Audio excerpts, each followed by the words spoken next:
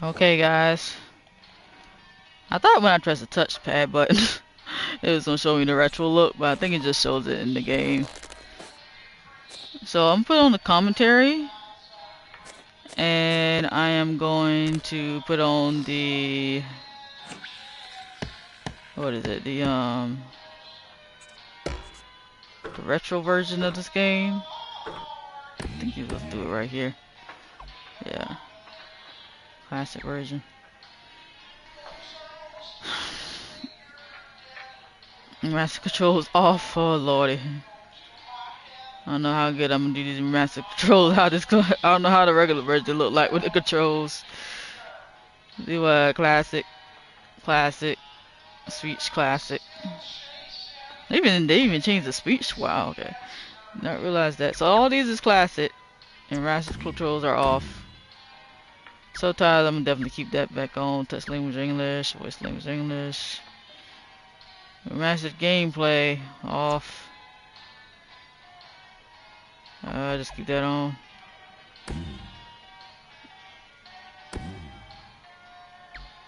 I don't know what it means by remastered gameplay. I guess it's the same thing as controls. We'll see.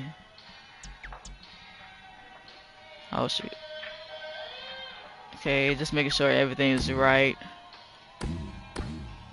Volume.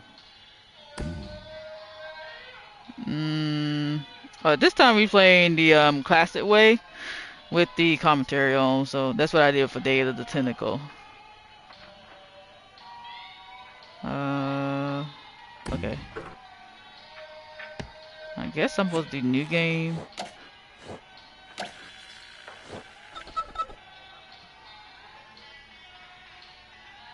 Oh, wait a minute.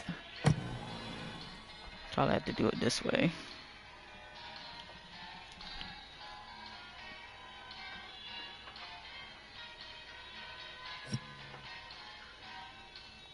It's kind of weird how they have me, let's say I have to pick a slot, because I already manually saved that one. I guess I have to do it that way. Oh, that's the autosave data would be overwritten. Okay. Yes. Hello, everybody. I am Tim Schafer. I was the project leader on Full Throttle, and welcome to this exciting commentary. I'm Larry Ahern, and I was lead animator. I'm Casey Ackley. I was production manager. I'm Stephen Shaw, and I was the lead programmer. I'm Peter McConnell, and I was the composer. And I'm Clint Bajakian, and lead sound designer. Is there a reason you're not doing it like Drunk History? Would you like a drink? Because we have Wouldn't some. that be funny? No, not right now. I think we come up with a lot more stories. Yeah, we'll do that for our YouTube channel. Okay. Drunk game commentary. All right, you guys. In trouble. Rip Burger, you're dumber than dirt. Oh, Mr. Corley, if you'd only listen to... So this is our dramatic intro to the game. We want to be super cinematic. And it has the fabulous voice of Roy Conrad, the late great Roy Conrad. And now we're getting into our celebrity voiceover. Anyone know who the celebrity is? Yes. Mark Hamill. Mark Hamill as a Rip Burger. Super evil. He does a great job. He's amazing. He sure does. We knew a little bit that he would do a great job, not just from the Star Wars stuff, but he was already the Joker at this time. He's already the Joker in the animated TV series. Wow. So who was Corley? Malcolm Corley was Hamilton Camp.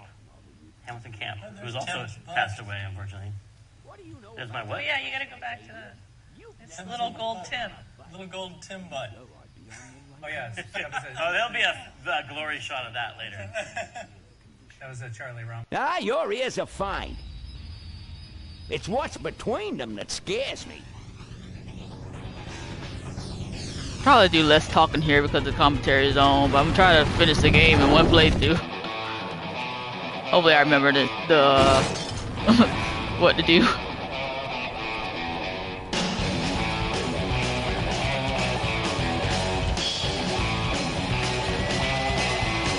Now there goes some boys I could ride with. Step on it. Let's find out who they are.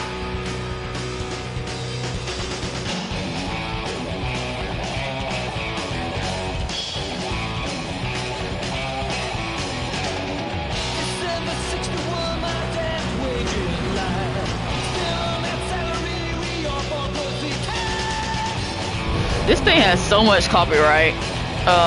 Doing the ending video I have.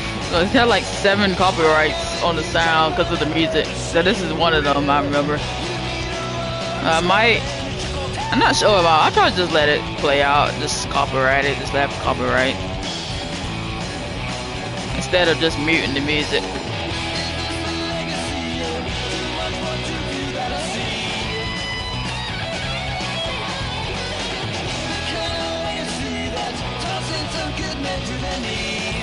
No, it was something like GTA where you hear the music all the time in the radio and stuff. I would definitely mute that.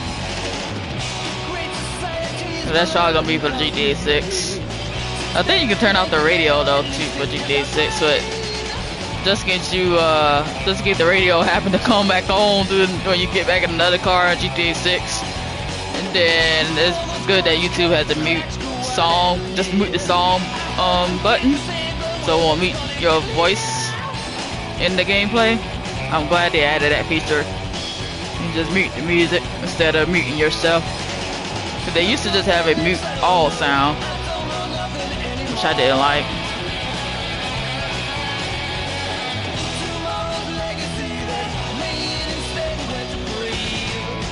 And most of these people passed away in this game already.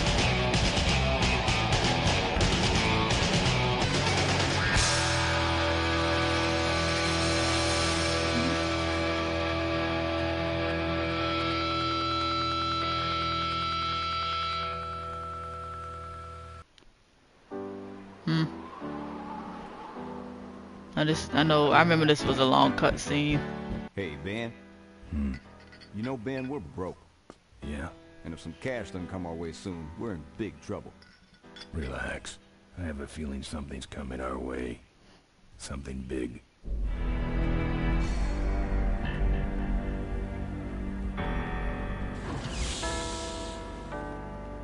You better stay out here, Rip. This place is bikers only. All right. Who's the guy that drove over my car?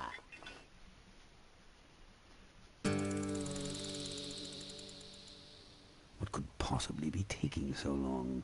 Maybe old man Corley got himself in trouble. Yeah, maybe they took the old guy out back and worked him over with a 2x4. An appealing notion, but improbable. And I'm sorry about telling this story, but we were talking about making a movie of this with MTV. Do you remember that? MTV wanted to put this on liquid television, and and I was in MTV in New York, and I was talking to a guy about it, and he was saying that he was playing this intro to the game, and that Mike Judge had walked by. Mike Judge was doing Beavis and Butthead at the time, and he walked by and he stopped and he walked back in. He listened. He's like, "Did that guy just say, whenever I smell asshole, I think of money?" And that's what I think of whenever I hear that line, and I had to tell that story. We probably can't use that story in the commentary, though. But now you know. Sure you can. Service to you. You would be well compensated for your time, of course. Not interested. It's fairly obvious that you could use the money. Listen, I said we're not for rent. The polecats are not goons for hire. Not even if it were Malcolm Corley's dying wish? Rip Burger? That does it. I'm gonna... Hold on there, Malcolm. If you don't mind, I'd like to step outside with Mr. Ripburger for a little chat. Excellent idea.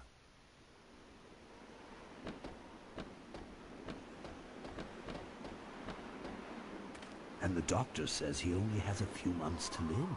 That's bad news for all of us. He's not just a nice guy. He's also the last motorcycle maker in the country. What happens to Corley Motors if he dies? Don't worry. I have a plan. And if you come to the shareholders' meeting with us, you'll find out what it is. No dice, Ripburger. The polecats are not thugs for rent. If you want to buy muscle, you should go find the Rottweilers. The old man says it's the polecats or nothing. Then I guess it'll have to be nothing. And that's your last word? That's it. Well, I'd like to make you just one final offer.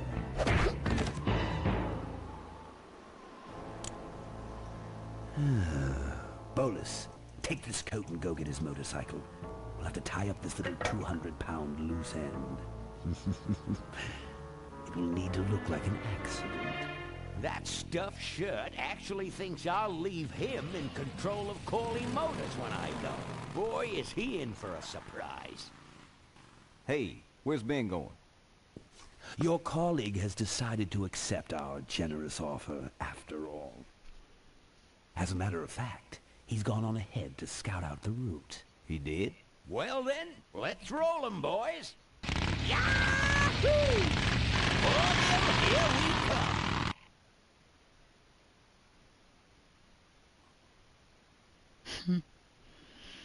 Okay. Whew.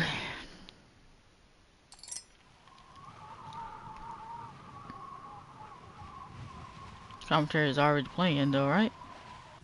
I remember the dumbest things, like the back of the bar where the dumpster is. I just remember telling Peter Chan to get rid of the ladder. Like, he had a ladder there that went up onto the roof, and that was part of the learning. Like, you can't put interesting things in adventure games because, like, the player's going to want to go up that ladder and climb up there, and so he had to paint it out. He was so mad about that. But and I think of this room where we started talking about how do we do a game that I'm gonna wait till they finish talking. You remember this, Larry? Like stylized, like, but not a cartoon for kids. Because we didn't want to go quote-unquote realistic, but we wanted to do something that was more adult.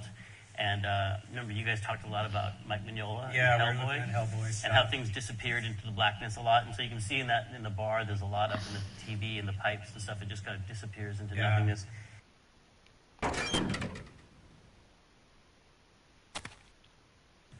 I remember the dumbest things, like... Okay. I'm guessing the commentary doesn't play automatically because it says it has that option where it says play commentary, and I had to press the down button just now, so it doesn't play automatically. Like I think Data Tentacle it played it automatically during the gameplay. So I know the commentary should have been already on there, but it should have played automatically though. Just making sure something.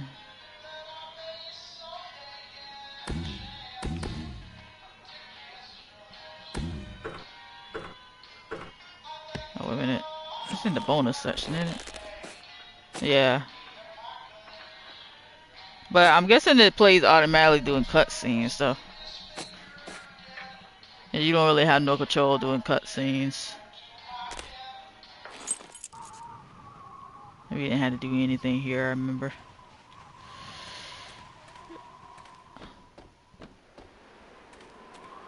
See, now it's so here, another commentary. A puzzle where you kick open the door after this cutscene, right? You kick open the door. Kick open the door was just like a kind of a character setting. Oh, hold up. I gotta stay still because the commentary. Hold on, okay. So here, there's a puzzle where you kick open the door after this cutscene, right? I think it's gonna change. Kick open the door was just like a kind of a character setting thing for us. Where like we always talked about how Bernard Bernoulli and David Tentacle, if he had to like get through a locked door and all he had was a bologna sandwich, that he would figure out a way of like putting the mayonnaise on the floor and sliding the bread under, and then taking the toothpick and poking the key through the hole and dropping it in the pulling. And then Ben Throttle would just eat the sandwich and kick the door down. And that was like how we were like expressing character through puzzle design in these games. Which is why this game is 2 hours long. It's why it's a little shorter. I don't want to like do any actions because I feel like if I do any actions, it's gonna. It's closed. Oh, you gotta hold it down for the non-remastered version. You gotta hold down the X button. Wow. Okay. So, well, what I was saying is that I feel like if I do any actions, the commentary gonna come off, and I probably won't have a chance to get back to the commentary. That's why I try to wait till they finish talking. I fixed your door. It was sticky. Look, I don't want no trouble. Just leave me out of this mess. And there's the bartender's name is Quahog. I don't know if that comes up ever in the game, but his name was always Quahog, which is like from Moby Dick. It's how Queequeg misspells his own name when he signs into the log of the ship. Okay. Yeah, whenever I would do a search on it, I would always get Queequeg. I'm like, is that supposed to be? Because I remember you saying it was related to that. And then working with the animation team trying to do the high-res versions of all these characters, every time I got an email about it, it was spelled differently. Yeah. It's Quoog. It's Queeg. I didn't know his name was Trollcog. I think the last time when I grabbed his ring, it was the hand thing. It wasn't the kick. No. Yeah, it was the hand thing. I've never liked nose rings. Me neither, but someone dared me. Looks like you're out. Yeah, your gang took off with those well-dressed gentlemen. So what'll it be, Mac? Oh, that's how the options look like right here. I can't go out of this option. I'm just gonna go ahead and just talk to him. What do you got for a headache? A little sympathy. I could have just grabbed his nose ring. But not much. I think you're in on this whole bum deal. Yeah, well, what are you gonna do about it? Just go ahead. You know what might look better on your nose? What? The bar. Now don't mess around with me. All right, all right. I got your keys, but I don't know nothing. They had guns. They told me to stall you as long as possible. Why? I don't know. I I overheard them say something about an ambush up the road. What else? Nothing. Look, man. Here are your keys, all right?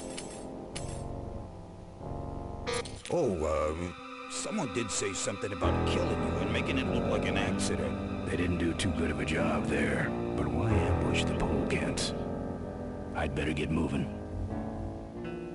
And there's the bartender's name is Quahog. I don't know if that comes up ever in the game, but his name is always Quahog. Oh, we already played this. Which is like from Moby Dick. It's how Queequeg misspells his own name when he signs into the log of the ship. Why did they give me the option to press the down button again? Whenever I do a search on it, I would always get Queequeg. I'm like, is that supposed to be? Because I remember you saying it was related to that. And then working with the animation team trying to do the high-res versions of all these characters, every time I got an email about it, it was spelled differently. Yeah. But yeah, I did notice that It's Queeg. I do notice that the facial animation is a little different when you look at them from a far distance. Like say his name, like I forgot his name already. Oh, Ben. When you see Ben close up, it looks like the remastered version, basically just a little pixelated. This is the same way. Yeah, okay. There you go on the bike. Got hold. I gotta get used to these controls now. So I used to just press the next button one time, and then instead of holding it down.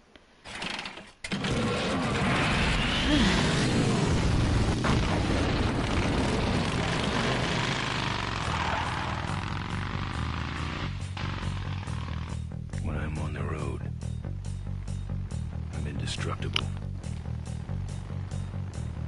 No one can stop me.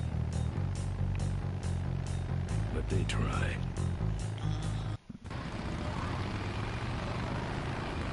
I forgot we had to do this. You just have to punch him. Ain't you the A#1 polecat honcho? Yeah, and you're in my way.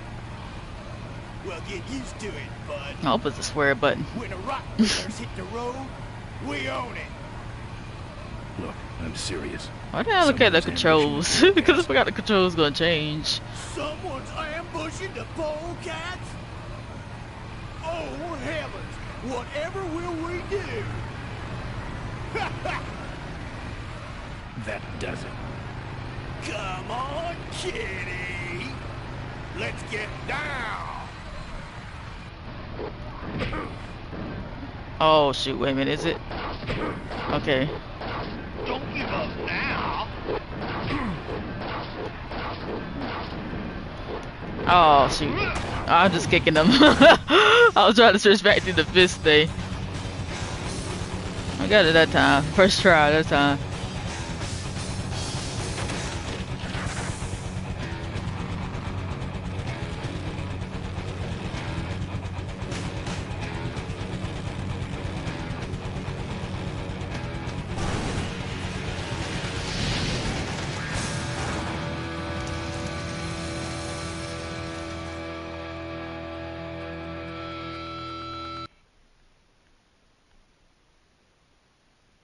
Oh man, dream sequence. I remember this scene was literally tossed together in about an hour. We need something in here after the wreck. You mean lovingly crafted? Lovingly, yes. in an hour. Sorry, is that what's supposed to be on the commentary about how much effort was put into these. A lot of it was we had such a tiny team, and we're going, the whole thing will be fully animated. It'll be crazy. Watching this, I'm realizing, like, after Day of the Tentacle, where we had just 3 full-screen animations in the whole game, like, what did we sit down and say, like, hey, this next game is going to be crazy, and we're going to have all these full-screen animations the entire time? Yeah, we said it was going to be a completely cinematic thing. Everything, there's going to be scenes. I don't remember realizing what we were taking on in the beginning. No, we had no idea. Which is probably the special talent I have that lets me do with these games. We just did not think about what this is going to entail. Because we would basically plan out the scene, and about the only thing I remember doing to try to keep it reasonable was saying, if we edit enough, no one shot will have that much animation in it. You know, just as the animation's getting complicated, cut to another angle, you know. But still, the scene was going to last X amount of frames long. It's like somewhere in there, you're going to have to animate something. Yeah. So we just did a lot of fast-cutting MTV-style stuff, and we kept saying, well, if you cut to a close-up of the face, you know, then not much is moving. Like, if you do a master shot and you have a bunch of people doing stuff in it, that would take forever to animate. Yeah. People picking up objects, putting them down, lip-syncing. But if you cut to just someone's eyes moving slightly, it's more dramatic, and it is less. Yeah, so it was always like, you know, the guy that's swinging the wrench at the thing that's going to blow up, you'd get him to start to move, and then you'd show the reaction of the guy being surprised. And then you hear boom, and then you cut back and the little wisp of stuff. Last but not least, I patched up your ruptured gas tank. I had to trust something because they were still talking. And I don't know if I can get out of this. Oh yeah, I gotta trust that first. I basically know all these already, so I'm just gonna get back to work. Let me know if you need any aspirin or anything. Maureen got her name. Originally, the story had 2 twins that were the twin daughters of Malcolm Corley, and they're named Maureen and Tina after these 2 girls who lived in the dorm. Who's this? Oh, that's oh, me, shoot. Took care of me Oh my god! This place he called the Mink Ranch. And when he died, he left it to me. You're a mink farmer? Don't trust nothing while they're talking. Up long before he died, but I still go back there whenever I need to get away for a while. Maureen got her name. Originally, the story had 2 twins that were the twin daughters of Malcolm Corley, and they're named Maureen and Tina after these 2 girls who lived in the dorm with me in college. And then we cut Tina. So, sorry, Tina. Oh, that's all you had to say? Okay. That was a pretty trick one. Oh, good. You're not dead yet. I might still get a quote.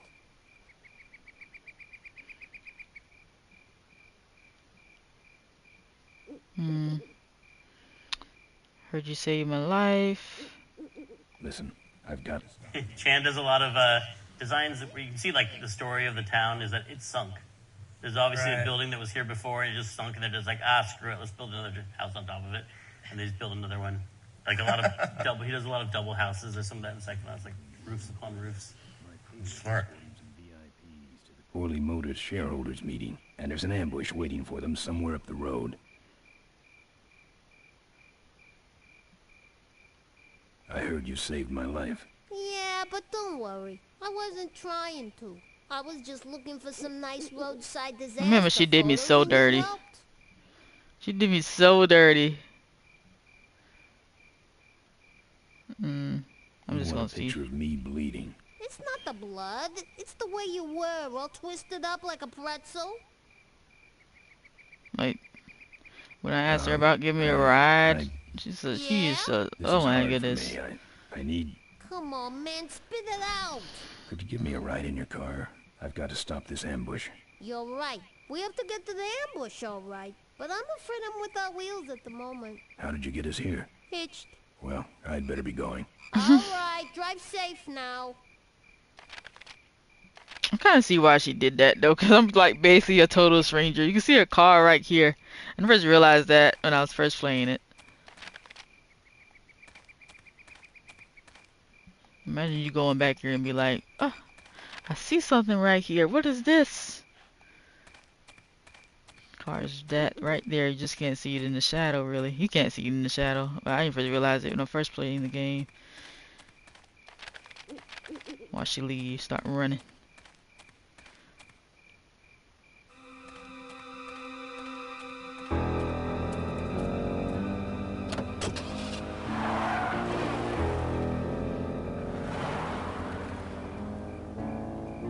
She got out of there, Bubba. She was not upset. She said she wasn't going for no ambush. Now I got a quote for you.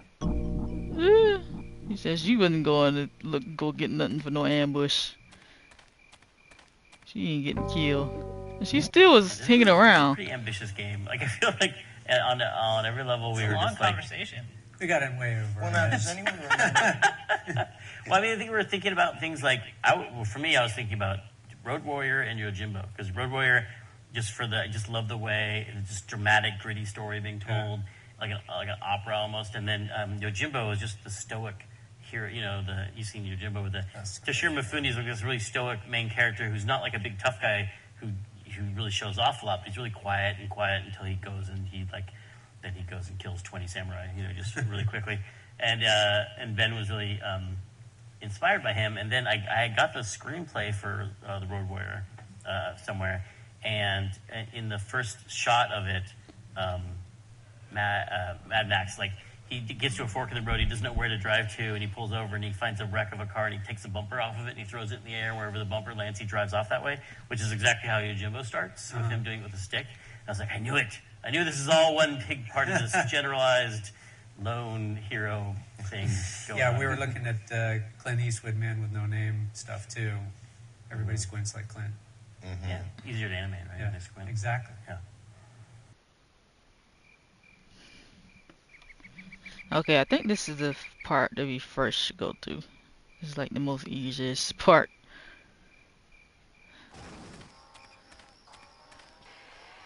You gotta get rid of that dude right here. I gotta hold it down. Forgot.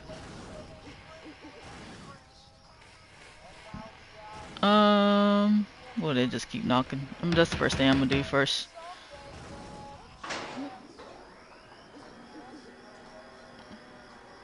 Who's out there? Hey! I don't got time to waste on bums like you.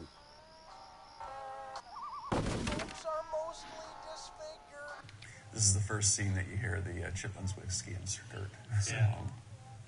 That's my favorite song. Increased Chances. Yeah. Well, it's the great John Spiegel of Chicago, friend of ours. It creates a narrative problem in the game, though, which is that post-apocalyptic. We always like, this is not a post-apocalyptic game. This is just an alternate reality, like an alternate world. Like, there's been no nuclear devastation. This is just a gritty, highway-based part of the country, and in the future. And but a lot of people thought it was like, because it is inspired by Road Warrior a lot in terms of its cinematics and the way it tells the story. But there's nothing post-apocalyptic about it. But that song is all about nuclear, like it's a post-apocalyptic song. And so it kind of feeds into that. So it's good to create false rumors, don't you think? Yeah, exactly. For some reason, that song was in my head, like, after I finished the game. I was like, oh no! What was this? I swear that looked like something in there, like a letter or something.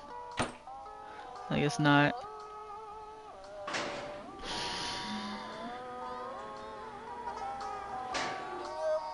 Remember, this was one of our big things, was changing the interface. So I gotta wait, because I know there's a cutscene here when you drag this. As opposed to Data Tentacle, where you had to look up and down.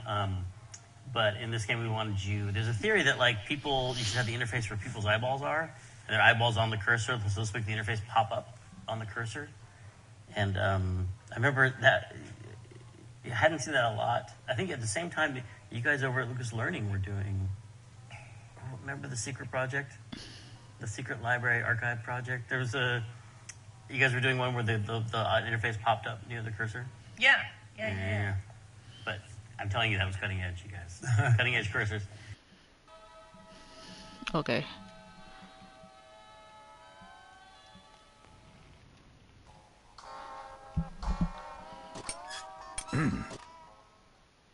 That's my welding torch. How'd you get it? Oh, it was just lying around. A pair of forks, little gas, and we're set. Chan does a lot of designs where you can see, like, the story of the town. I think I already heard this already. There's obviously I'm not sure. Before it just sunk in there. Trying to remember which commentaries I heard already. Build another one. Like a lot of double. He does a lot I'll of let double it play. houses. There's some of that in Psychonauts, like roofs upon roofs. Smart. Okay, that was a short one though.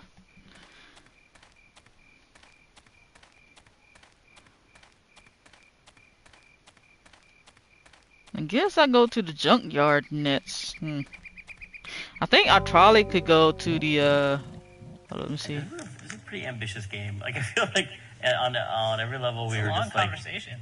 We got in way over. Let me see what I got.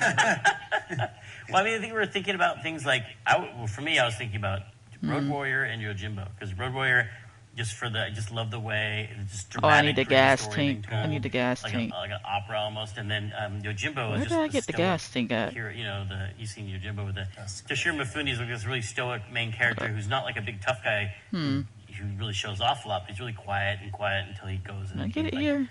Then he goes and kills 20 samurai. I think I got it here or here. And Ben was really inspired by him. Yeah, and then I got the screenplay for the Road Warrior somewhere. Maybe I need to go here first. And in the first shot of it, Mad Max, like, he gets to a fork in the road, he doesn't know where to drive to. Oh, wait, he pulls over and he finds a wreck of a car and he takes the bumper off of it and he throws it in the air. Wherever the bumper lands, he drives off that way, which is exactly how Yojimbo starts, with him doing it with a stick.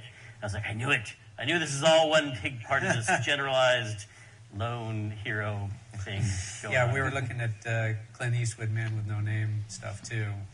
Everybody squints like Clint.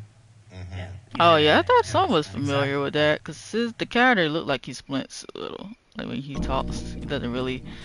I'm not gonna play these. Chan does a lot. Okay, yeah, because I use the same ones. Let me go back in here real quick. Same commentary. Just to see if I got all the items in there first, because I know I was missing. I know I'm missing like a gas pump and hopefully I can see it. I don't remember where I got the gas pump in the not gas pump. The hose and the the gas container. I forgot where I got them from.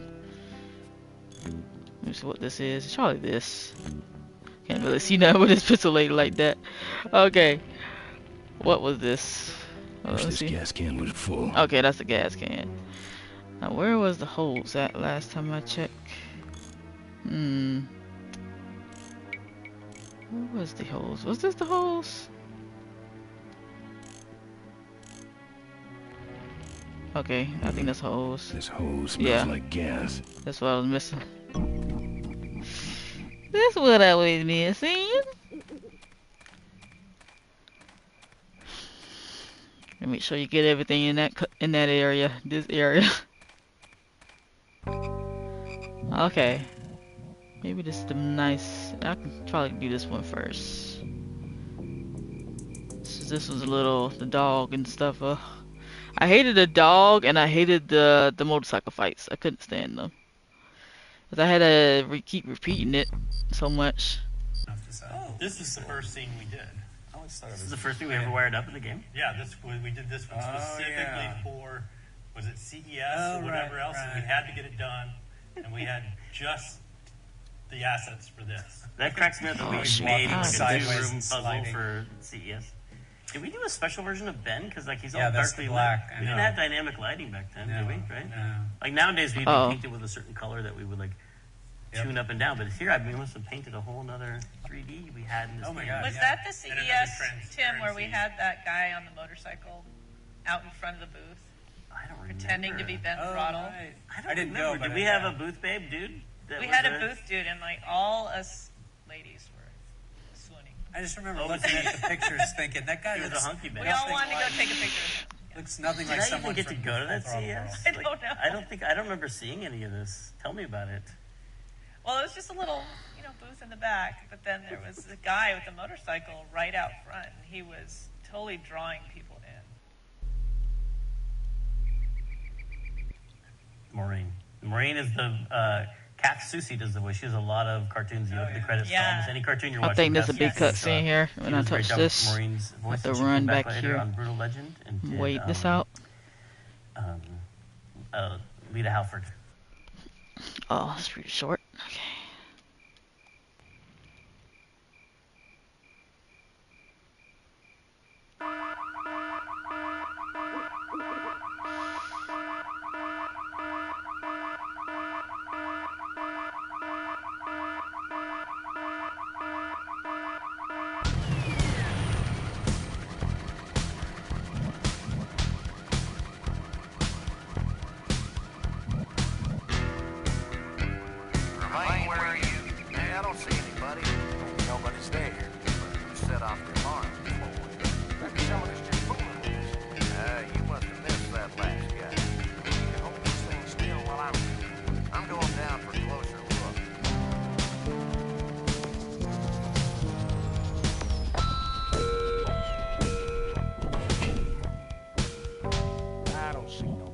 run away.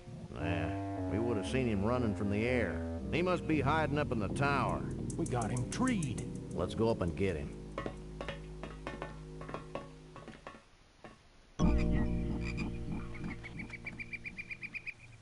Maureen. Maureen is the Kath Susie does the voice. She has a lot of cartoons. You look at the credits to almost any cartoon you're watching, Kath Susie will show up. She does a great job with Maureen's voice, and she came back later on Brutal Legend and did Lita Halford. Okay, so here, is it this I use or this? I gotta open it first. Hold on. I think I gotta open it first.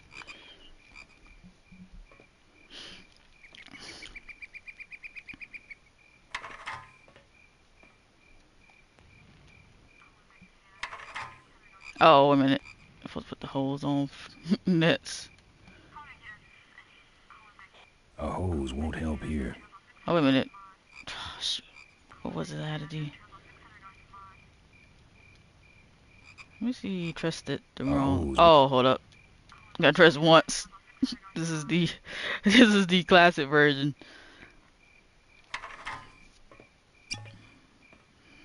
And now I need the gas can.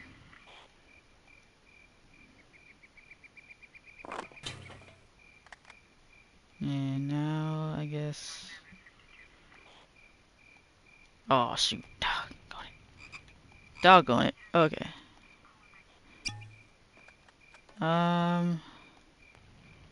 Use your mount. Hey, who's that down there in the yard? It's him. Get him. Where? Over there.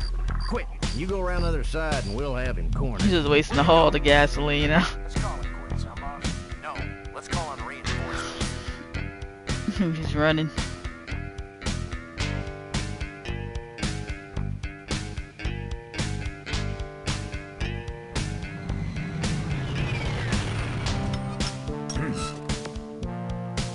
Oh, good. You get this from the gas tower? Not exactly. Just a pair of new forks and we're on the road. Chanda. Oh, I'll keep playing that. Oh. I'm playing that again. You think it's a new commentary, but it ain't. Because it keeps popping up. I need to press the button. By the way, guys, I hope you guys had a good, happy 4th of July. I should have been mentioning that at the beginning of the video. I had to go to the, this is a, what's it called, like a state park, because, This is hold up, I feel like this I'm is gonna like wait till one this of the first commentary again. puzzles we designed for the game, and I have fond feelings about it. I don't know if everyone likes this puzzle; they might hate it. But we were like, this game is not going to have a lot of complicated inventory combining puzzles where you collect a whole bunch of stuff and then put it together in inventory. It's going to be mostly all on the screen. So like here, you come up and there's a rope, there's a chain you can pull, and it opens the gate, but then you can't keep it open when you run through it. And the trick is to do something counterintuitive. You have to lock the gate. And I was so happy with that because it was all just right on the screen. You didn't have one inventory item, which is the lock. But then again, some people like all puzzles hate that puzzle. So, you know, I like it. Okay, so yeah, I had to go to the what's it called, state park or whatever, to have a cookout, basically a little cookout thing, because we still had to cook the burgers and hot dogs and stuff. We couldn't go to the beach. The beach we was trying to go to was Edisto Beach, and that was packed. It was occupied. My uncle said it wasn't occupied like that last year, but he talked to somebody and they said they was having some kind of event this year, so that's why that beach was so packed. And once we got there at like 9 a.m. We left around, I believe, 8, and we got there like 9:30 something a.m. and the beach was occupied, so we had to turn around. At first we was going to park kind of next to the beach, like where the office at to have our meal at, but instead we just because it was just kind of like a bad looking area, so we just went to like the state park. I'm looking at the trophies right now, and I basically just need 7 trophies, but I'm not sure if I'm platinum this game. This part says I have to keep talking to Todd for one of the trophies. Is the bronze trophy that says Angels with 30 Faces, Can't believe it's me knocking on the thing, trying to talk to Todd. I thought I talked to Todd plenty of times on my first game through to get that trophy, but guess not. And I don't get this last trophy. It says save your stream from burning with 3D animated vehicles. So yeah, I don't think this is a game I'm gonna get a platinum to anyway. Let's see. I think I'm just gonna keep knocking on the door for a little bit. Open up, Todd. Just to see if that Open up, activates the Todd. trophy. Open up, Todd. Hold up. Open up, Todd. All he says is open up, Todd. Open up, Todd. I'm gonna do it about 5 more times. Open up, Todd. Open up, Todd. See if that activates it. Open up, Todd. Open up, Todd. I don't know how Open much up, times Todd. you gotta do it. I don't know how much times you gotta do Open it. up, Todd. I hope it's not that many times. Open up, Todd. I thought it was gonna activate a trophy because it was saving the Open little up, CD Todd. thing popped up on the left top screen for him. Open up, Todd. Okay, let me just go ahead and put this lock on here first.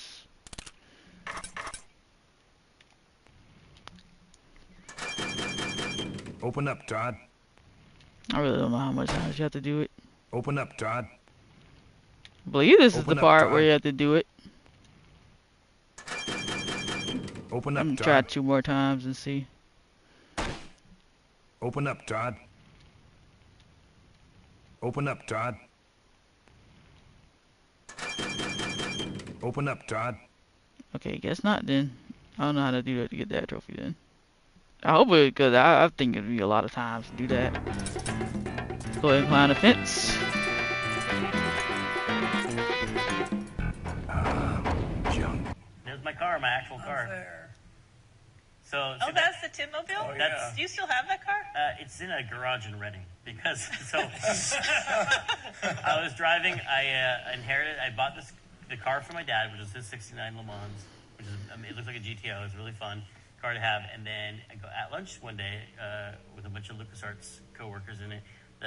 Someone before I started it, someone was like, "Do you smell gas?" And I was like, "No, you're silly." And I started it, and then boom. That was me and Michelle Harrell. Yeah, and you remember like black smoke came out of the defroster vents, It's and a everybody was convertible. like, we had John. I was like, "Get out of the car!" Jump I out. jumped out, and I run to this jewelry store to use 911. And secretly, I've been wanting to call 911 all my life, right? Like you just be like, "Oh, someday I'm gonna." So I call it, And they're like, "You're at the jewelry store. Is it a robbery? What's going on?"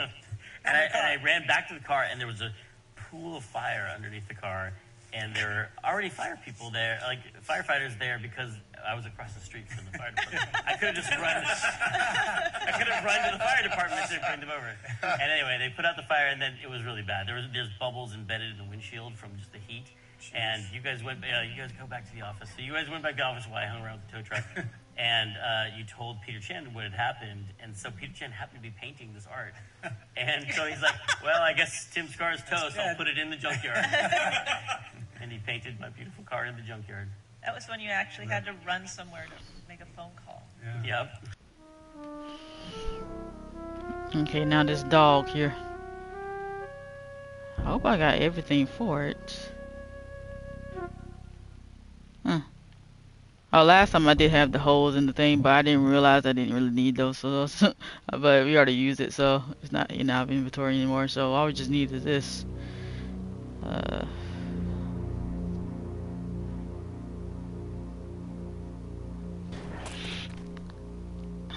gotta go this way, right?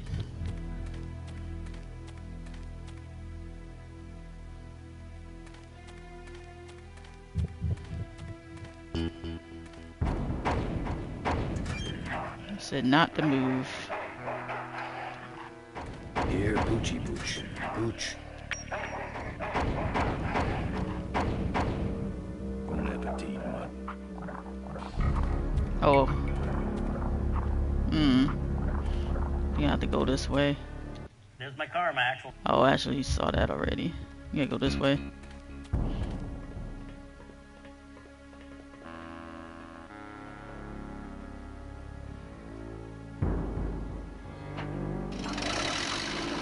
This was the part where the controls was kind of iffy. Okay. Yeah, lower it. Lower in. Switch magnet. Switch magnet. Move magnet. How you turn magnet power on?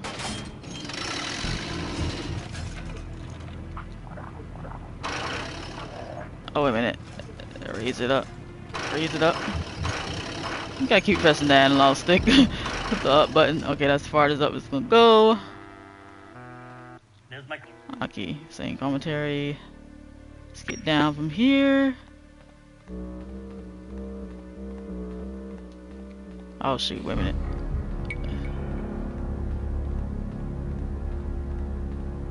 Oh. Oh, okay, this is just this. Okay, this is the area I need to go in anyway. Oh shoot, I forgot I did press the arrow button. Oh yeah, I gotta get this anyway. Hold up. Go ahead and grab that.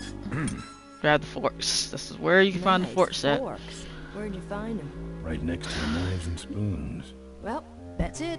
Wait outside for a minute and I'll finish her up. I'm working on a surprise. I hate surprises. All right, here she comes.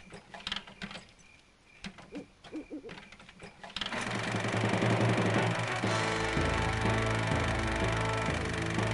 I cool or what? You're amazing. I should crash that thing every day. So what's the surprise? Oh, just your average everyday pre-regulation destroyer class solid fuel recoil booster. You're serious? Yes. But only the vultures. Did you notice the tattoo foreshadowing on Maureen's? She's got a little bit of a vulture's tattoo, because it's like a big, spoilers, I won't say, in case you're playing this game and you don't know. But there's some foreshadowing right there. By the way, I had somebody contact me a couple months ago asking for the definitive version of the vulture's tattoo, because she was going to get... Oh my God. Wow. And I was feeling terrible, because she's going to ink it on her, and I'm like, I don't know. There's the pixelated version, but it's so messed up. And then there's a sketch that I have, but it's not the final one, because I think trying to translate it to pixels and then shrinking it down, a lot of that didn't read. So I'm trying to figure out, I don't know what to tell her, which is the official one, because it's kind of... I just sent her a bunch of stuff and said, take your best guess. I don't know. Huh, I didn't realize that was foreshadowing. And then again, I didn't really know the vultures game till like late game play.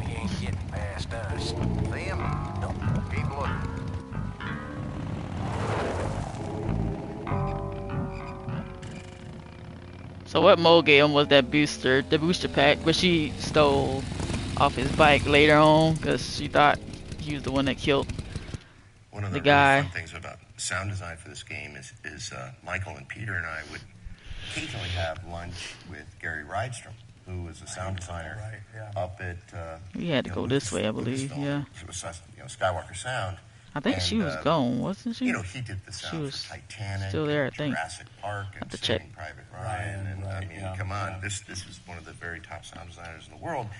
And just having conversations with him, that's when we decided to really record a lot of the sounds originally. Go out in the field with mobile recording rigs and then also combining things creatively. You know, people all talk about it today, but back then it was a little bit new, I think, in the games industry to say, you know, combine the lion roar with the kickstart of the bike, for example. Yeah, this is definitely the first game we did it on because playing Dot recently, I was like, I think these all came off a CD.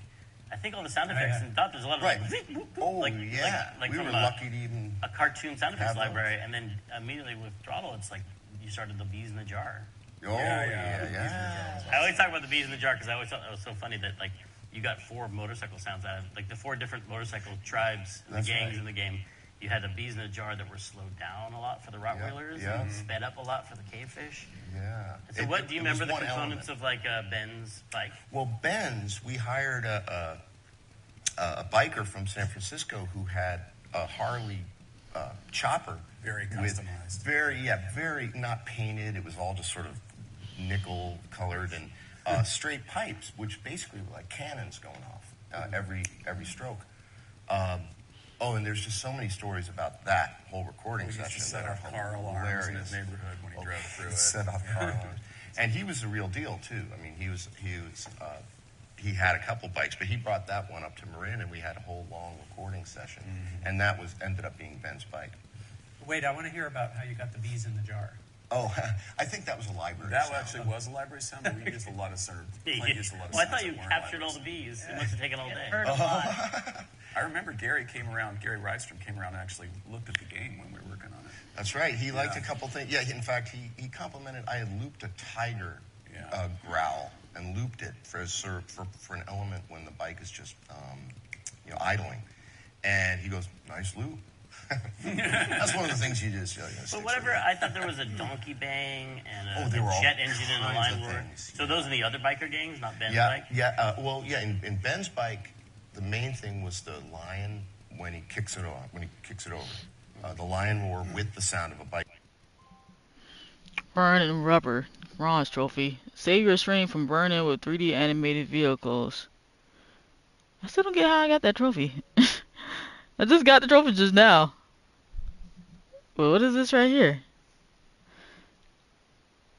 Is this from me staying here for that long? Is Michael and Peter and I would occasionally I saw that, right? have lunch with Gary Rydstrom, who was a sound designer up at I don't know if I want to listen to this whole thing, or was that the end part of the he did the sound of them talking or not? Jurassic Park and Saving Private Ryan. I mean, come on, this is one of the very top sound designers in the world, and just having conversations. Let me see, real trick. That's when we decided to really record a lot of the sounds originally. Go out in the field with mobile recording rigs. And so you had to, I guess you had to like listen on to what them talking so to get that trophy. I thought that would be like the least trophy I would actually get. Because I didn't know what it was. Combine the lion with the kickstart of the bike, for example. Yeah, I do notice that the wording is kind of off on the when they're talking. Like the what is it, subtitles or whatever? A cartoon sound effects library, and then it's like maybe 1 second off. You started the bees in the jar. Yeah. I always talk about the bees in the jar because I always thought that was so funny that like you got 4 motorcycle sounds out of like the 4 different motorcycle tribes, the gangs in the game. You had the bees in a jar that were slowed down a lot for the Rottweilers and sped up a lot for the cavefish. Yeah. So what do you remember the components of like? I'm just letting this play through again because I'm not really sure what it was, what that was. A biker from San Francisco who had a Harley chopper, very customized, very not painted. It was all just sort of nickel colored and straight pipes, which basically were like cannons going off every stroke. Oh, and there's just so many stories about that whole recording session. Set off car alarms in his neighborhood when he drove through it. Set off car alarms, and he was the real deal too. I mean, he had a couple bikes, but he brought that one up to Marin, and we had a whole long recording session, and that ended up being Ben's bike. Wait, I want to hear about how you got the bees in the jar. Oh, I think that was a library that sound. Actually was a library sound, but we used a lot of sound. Well, I thought you captured all the bees. It must have taken all day. Heard a lot. I remember Gary Rydstrom came around and actually looked at the game when we were working on it. That's right. He liked a couple things. Yeah, in fact, he complimented. I had looped a tiger growl and looped it for an element when the. Okay, yeah, that was supposed to happen. And then it just shows that. I need to go here first again, real quick. Nah, I've already said my goodbyes. Nah. Okay, never mind then. So he doesn't go back there. I guess he wouldn't go back here. So what's the point of going? What would be the point of going back here? This was I feel like this is like one of the first puzzles we designed for the Try to game. do this one again. And I have fond feelings about it. I don't know if everyone likes this puzzle. They might hate it. But we were like, this game is not going to have a lot of complicated inventory combining puzzles where you collect a whole bunch of stuff and then put it together in inventory. It's going to be mostly all on the screen. So like here you come up and there's a rope, there's a chain you can pull and it opens the gate, but then you can't keep it open when you run through it. And the trick is to do something counterintuitive. You have to lock the gate. And I was so happy with that. I already read that. I don't need to read that no more. Open up, Todd. Huh. Really don't know how you get that trophy though. Open up, Todd.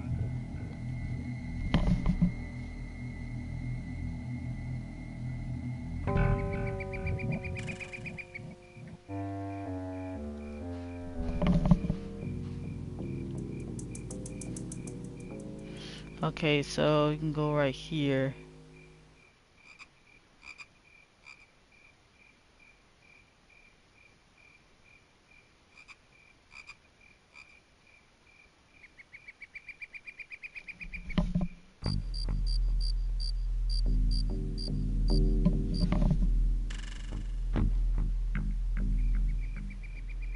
I think it still plays out. Oh yeah, I gotta go here anyway, cause I gotta have them come to me. You hear that?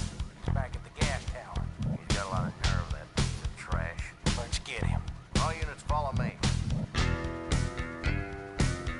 Could have played that commentary, but I think it's the same commentary.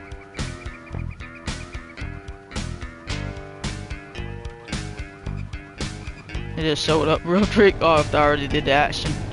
I believe.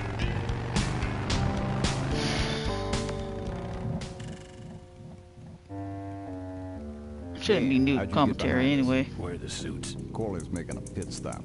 He has a bladder the size of a thimble, man. Ripburger? Haven't seen him in a while. Ben, man, what's the deal? Did you find something up the road? Are we headed for trouble? No. We're in it. Put my head in a basket, cause I'd had a tank full when she blew. Pretty sure commentary is gonna be on this one, this part.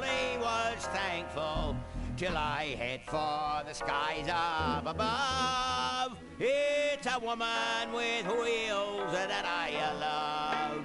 Yeah. Come on, old man. I gotcha.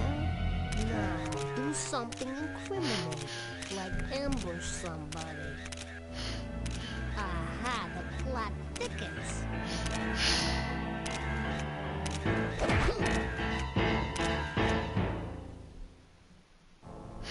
You shouldn't have laughed at me in those board meetings, Malcolm. What a psycho. Gotcha. Hey, look what I found in the bushes. What is that? It's a chokehold. Come here and I'll demonstrate. It's got a camera. Oh, let me see something real quick. Okay, just making sure. Get her. No, Nestor will take care of her. You have an important engagement with the rest of the Corley family. Right. But don't forget to destroy that camera. Yeah. Now then, Malcolm, how about one for the road? Corley? Ben! I guess Ripburger couldn't wait for natural causes. Just like him to hit a man when his fly's down. Ripburger did this to you? Yeah, he knew I was dying, and he knew that my will would put him out of a job. He wants to take over Corley Motors, Ben. Sell it off to foreigners, lay off workers, start making minivans. You understand me? Minivans. Oh. You gotta hurt him for me, Ben. Promise me you'll hurt him bad. I promise. I want my daughter to take over the company. You have a daughter? Yeah.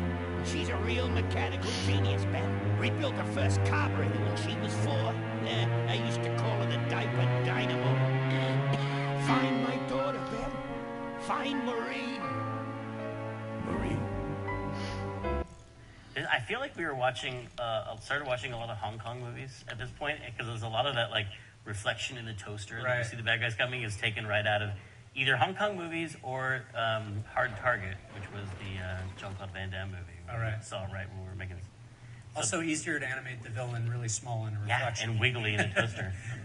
I wonder how many people say they use Hard Target as their Basically, inspiration. this is Hard Target, the game. And I think only 2 people were inspired by Hard Target, Von Damme and Tim. What's that moving over there by that pile? I don't know, Rip, but I think that pile is boats. Yes, now I remember. You're the smart one, aren't you? There's Mo's shack, but I don't see the limo. Maybe I beat them here.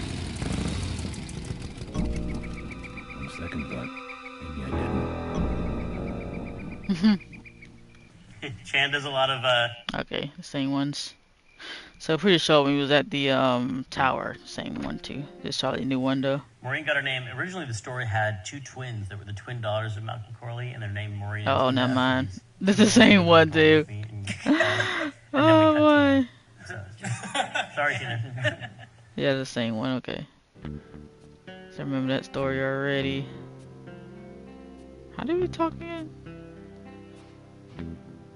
Oh, the photo. Her photo. She took her photo of her her relative with her. I don't know if he said anything when he was talking in the commentary. I think he did say something. Let's go out this. Let's go out here. There's nothing to see here. Oh wait a minute, there's something to see here right here though. Forgot about that. Although I don't really need to look at it. But someone searched this place in a hurry. Nothing left but debris, except for that smashed up camera. Back's open. No film inside. Mo said she didn't have a camera. Here's Mo's picture of her and her Uncle Pete at his mink ranch. She said she went there whenever she needed to get away for a while. That's pretty much my only lead right now. Okay. Here's Mo's picture of her and her Uncle Pete at his mink ranch. She said she went there when... That's pretty... There's some trophy about looking at something. Maybe it was another photo. Probably in the mink ranch. I want to see what... because we already went through here already. It's pretty much the same thing. I think I went through all these already before my first playthrough again. When I went back to them again. Just to make sure. Did they already came back over here? Maureen. Maureen is the Kath Soucie does the voice. She has a lot of cartoons. You look at the credits to almost any cartoon you're watching, Kath Soucie will show up. She does a great job with Maureen's voice, and she came back later on Brutal Legend and did.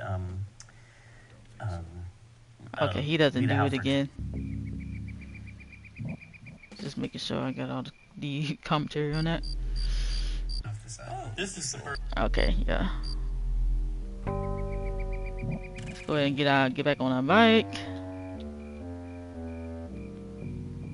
And we're gonna head down this way, I believe. After he gets on the bike.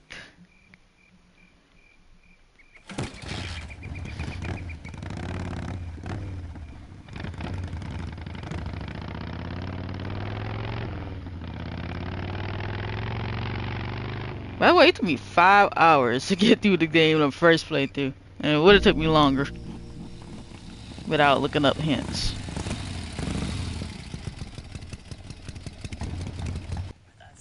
I remember we didn't want to talk about, at one point the schedule had slipped, but I didn't want to talk about how much because I was too scared to think about it.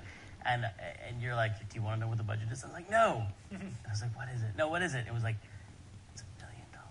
And, it was and we had like gone from Monkey Island, which was, I think it was $200,000, and just had never conceived of money like that before. And like, this game's, it's the first one, it's like, it's $1 million. You could only whisper the I remember breaking that mark and everybody talking about like, holy crap. $1 million I do. game. I remember spending countless hours just staring at the budget, where I'd like have to put in the actuals for the month, and then based off of that, project how the rest was going to change, and add more months and more dollars.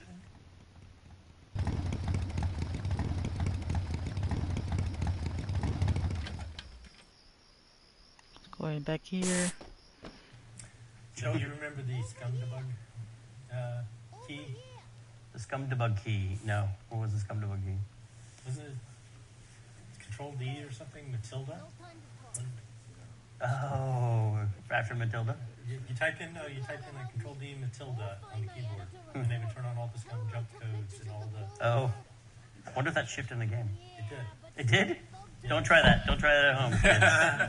Control D, no what? It's like Control D, and then you type in Matilda. Don't do it. Get my editor. He's gotta get me out of this. Take one of these fake IDs to get through the roadblocks.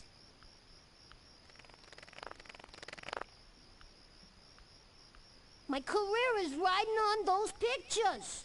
Help me, Ben. You're my only hope.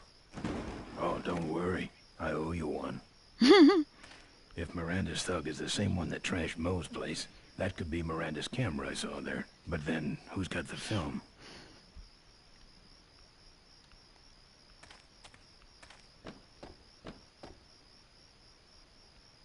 That's it.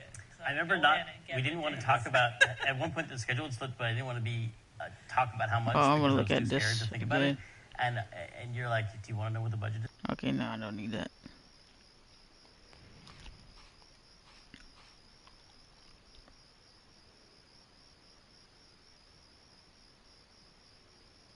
He doesn't do nothing here, does he?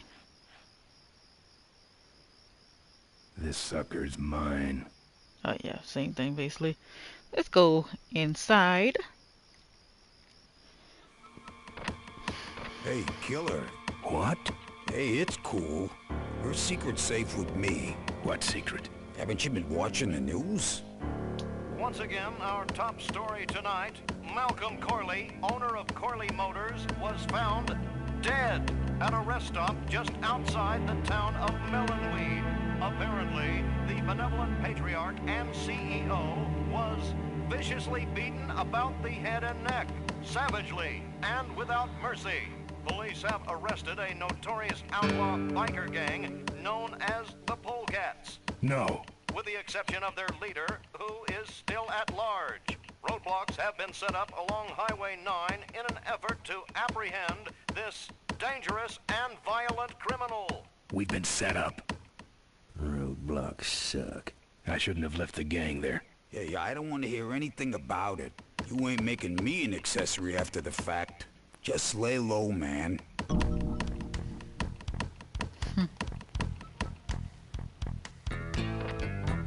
Look, let me tell you what happened.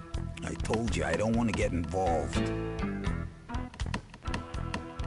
There's a trophy for this. Members of the Polecat gang are in custody, but their leader remains at large. Authorities have issued an all-points bulletin. They got the Polecats.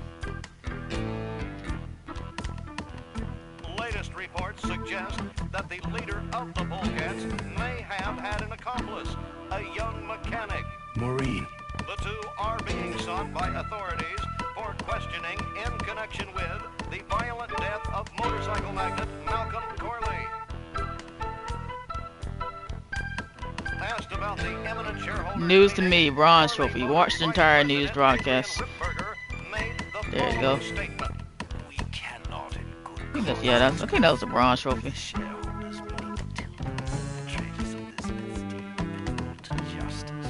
He's up to something. He wants us dead before the meeting starts.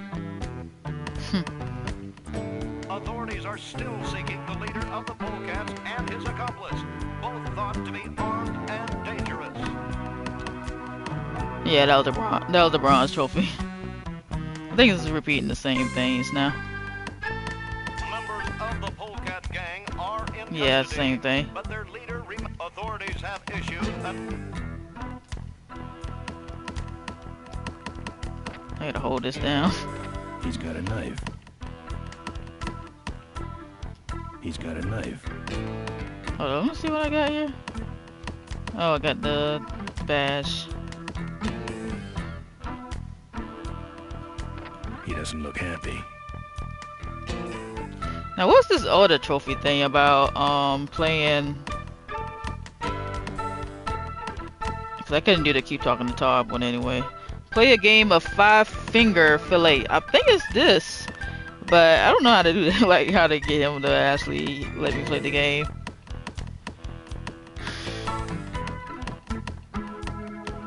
It's like, what was that? About 6 more left to do. Seem to have a lot of time in your hands.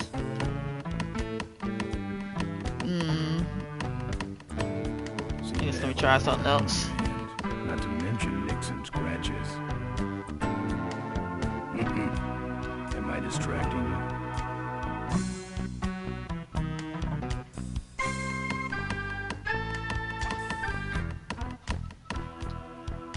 I can do that. Not gonna happen. I guess let me keep doing this then. Let me show you how to do that. Not gonna happen. Guess I have to keep. Let me show you how to do that. Not gonna happen. Let me show you how to do that. Not gonna happen. You think it'll get mad by now? Do that. Not gonna happen. That's your truck out front. I need a ride. I look like a cabbie to you. Get lost. They're not letting anyone through that. I'll just give that a trick. They turned me around and said, police pigs. Look, I really need a ride. Not gonna happen. Why? No, because I just killed a guy. I'm just... I don't think that's good for the table. Hey, Quohog. Yeah, Emmett? I'm gonna be knifing up your table for a while, all right? The customer with the knife is always right. Let me show you how to do that. Not gonna happen. Huh. Good talking to you. Friendly folks you get in here. Damn, it's not... Ah, shut your hole. Can I just sit down here? No. Yeah, I don't know what that means. That trophy means, but I'm gonna go ahead. Oh wait a minute, let me see. See what happens if I talk to him, kick him or something. He's got a knife. I think I already did that already. He doesn't look happy.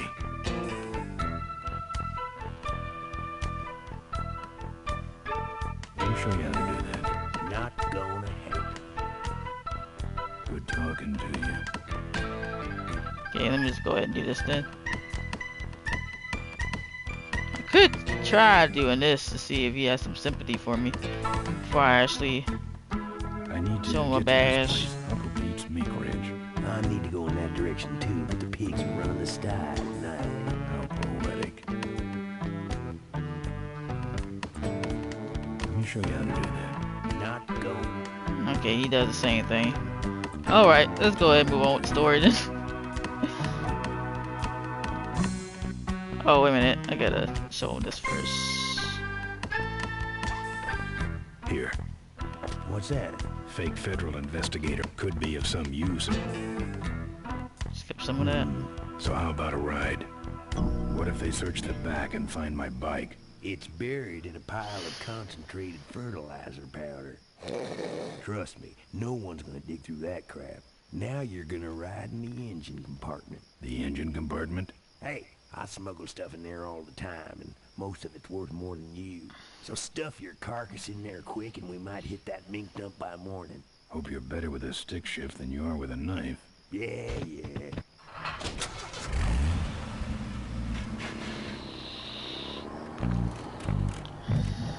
Oh, great. Smells like he's got a fuel leak. I love engine fires.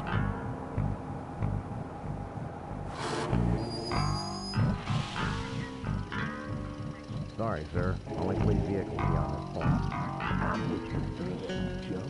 Check it out. Huh? What's this about? Undercover agricultural sting. What's in the back? Fertilizer. All right, move along. Hope you rudes get your man.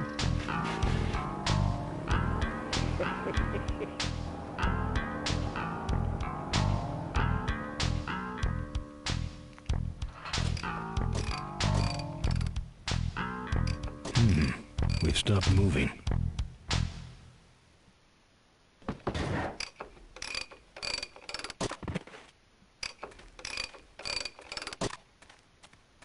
Problem with your truck? Loose hose, nothing big. I already pulled your bike out. It's sitting right over there. Well, nice trying to act slick. Gotta hit the road, you know. Trying to be slick. Uh-oh. He did have a fuel leak, and he took my fuel line to fix it. That trucker's gonna die for what he did. I remember for Casey, it was Tim Wrangler. Tim Wrangler. But this wasn't, it was Grimm where you were like listed as pre-production. I was the production manager on Full Throttle. Okay. Although I love the name of the producer, I was really just Why, who was the producer? Did we have? Well, Lucas didn't have producers. We had a project leader. And actually, when we did have producers, I remember that didn't help so much because it would be somebody that was on like half time or less. It was me and Wayne splitting all the projects down the middle. As producer, you mean? the very beginning, yeah. Tucker can, if we still don't respect producers around here, still treat them like, right? That's a more prestigious title than producer.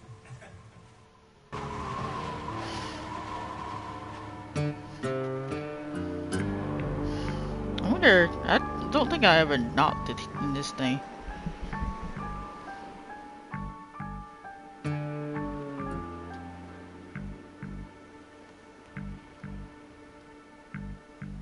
The barn's locked. Oh, I think I did. Open up, you minx. The barn's locked. Oh, did I went back here before? He takes a long time walking. I forgot about that part. When you take so long to walk. This part takes long to walk for some reason.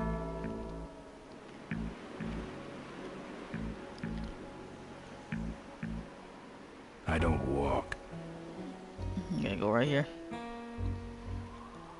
I think he's gonna go in the back part of this thing. Velvet Underground just wouldn't have worked for this.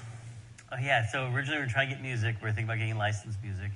And we talked to some record companies, and they offered us for free the entire catalog of the Velvet Underground. Such cool music. Which is, yeah, who should Hardtail Silver Trophy. Theme. And then also, like, The Clash was one of them offered to, because they were shipping a box set of these. Look at it, Pick a Marine and Malcolm Fist and Hardtail Silver Trophy. We wanted Soundgarden. Or I wanted Soundgarden because they had a song called Kickstand. Right. And the kickstand, that song Kickstand was so perfect for it. So, should I tell a story? We went down to L.A. Yes. Me and Jackson Morrison went down to L.A. to go to A&M Records to try and get them to give us. And we hadn't done any licensed music really at all, except for Star Wars music. And we showed the game to them. We showed them the CS demo with the gas siphoning and stuff. And it was these young executives. They're like, "This is really cool. We really like it." And then the big guy showed up, and I think he was either A or M. I recall the story being Mr. M. Mr. M came in, and he sat down, and the younger guy was like, "Okay, Tim, why don't you tell him all about the game?" And Mr. M was like, "No, I want to hear it from you. Tell me why you thought this was a good idea." And so he was putting his own guy on the ringer, like, "Why'd you bring me in this meeting?" And we talked about it, and actually they were kind of into it until when Jack was talking, they realized that we weren't going to pay them any money. We just wanted to get the song. We were trying to explain that it was going to be exposure for them. Yeah. I thought they was gonna show the photo when you was looking at it, but they There's didn't. a picture of Maureen and Malcolm. Looks like they're restoring an old hardtail together. I didn't look at that Lots of live my bikes. first playthrough. I'm guessing that hardtail is the one that the of motorcycle bikes. that was at the end of the game when they was putting that as a grand prize. We've seen all these. Okay. Oh, I just noticed in this game the objects don't highlight, but I never did press that button because I already know what to do right now. Oh, I was trying to go to controls. I guess it's about the same controls. Pretty much. Yeah, pretty much it's about the same controls. I forgot about cycling the inventory. I don't really get that much items though in this game. This is basically the remastered controls though. I think the only difference in controls is the part where you have to actually hold the item down. You gotta hold the item down really. Hold on, let me see. I think on this one too it's kind of changed because you gotta hold this down. That's the insignia of the vultures. I can't believe Mo used to be a vulture. But then again, how else could she have gotten that recoil booster? When you pick up items, is you just press it. I think you just press it with one button, and you press the. Oh yeah, he doesn't have it. That's what he meant when I pressed that triangle button. Well, he doesn't have no items right now in his inventory, so I'll see later. Tough-looking padlock. I couldn't break that lock. I couldn't break that lock. I'm not putting my lips on that. Oh yeah, he had to get some item. What was it? I had to pick up something. No. Oh, I had to open something. And this is what I opened? Oh, it was on under the pillow. Right, yeah. I remember. Forgot what that was under the pillow.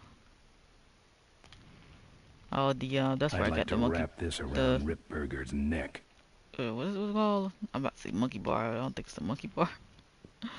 But okay.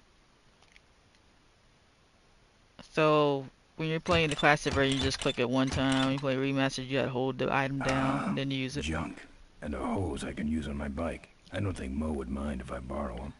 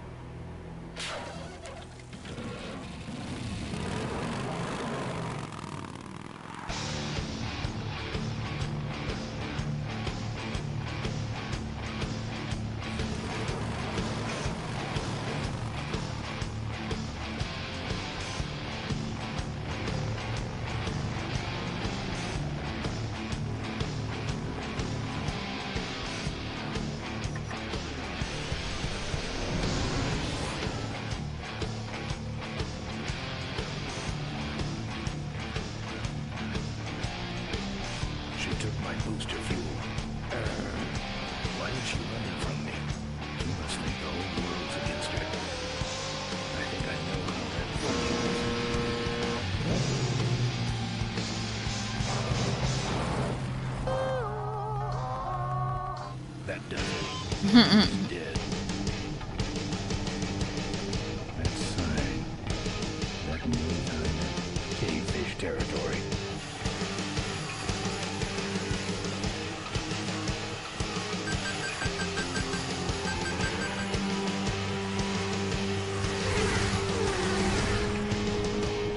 Cavefish.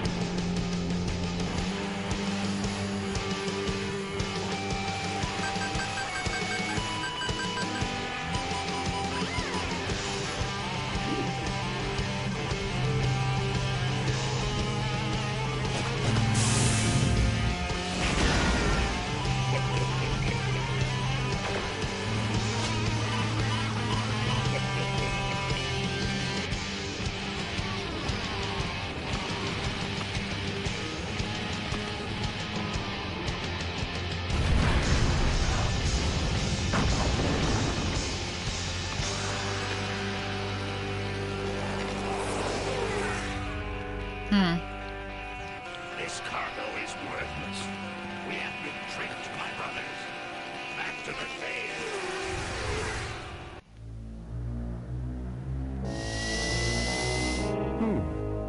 The place looks deserted.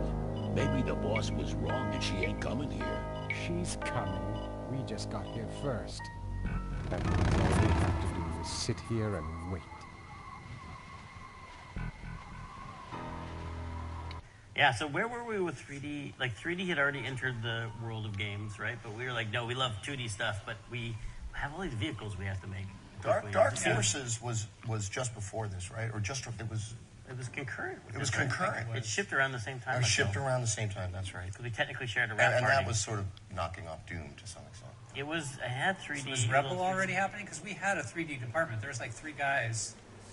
Yeah, I think that's why we had it. What them was for the Rebel Assault stuff. Yeah, I think so. And then, we were talking about there's no way we can draw. Like, we were looking at all the reference material from that anime film Akira, all the motorcycles. We're like, there's no way we can draw this stuff by hand. But then we were trying to figure out, how do we get it to look 2D and just compressing the heck out of the palette and simplifying it. This was a...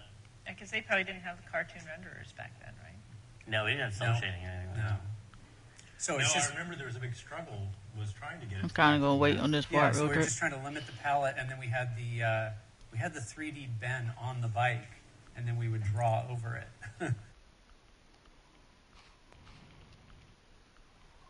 I think he just pushed it with his hand. I already unscrewed the tires with the what is that bar, 12 bar, whatever that is, lunge bar.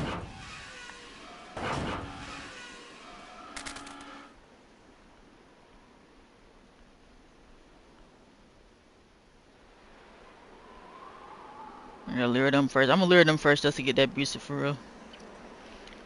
That'd be more tricky to do, and then I have to go do the I gotta go do the motorcycle fights. What a mess. And everything. Let's get back on the bike.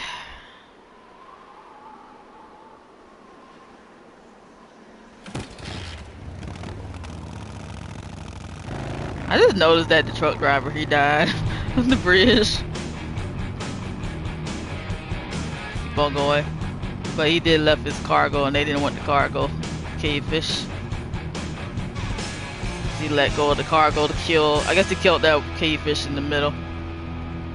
That was driving in the middle.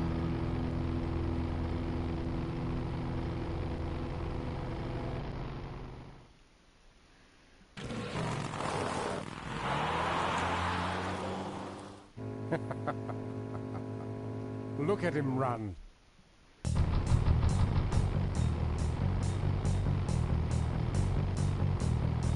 Whew. I really love that rumble when he goes in the middle of the road like this. The rumble on the controller. And basically how the rumble feels like when you go like past a car or whatever. Just to get in front of them.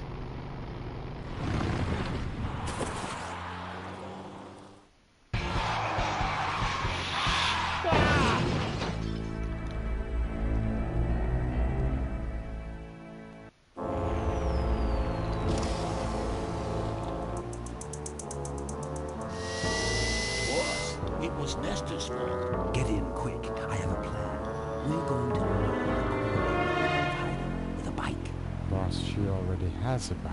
Yes, but this one she worked on with her father. It's an emotional thing. Don't try to understand. Now hurry.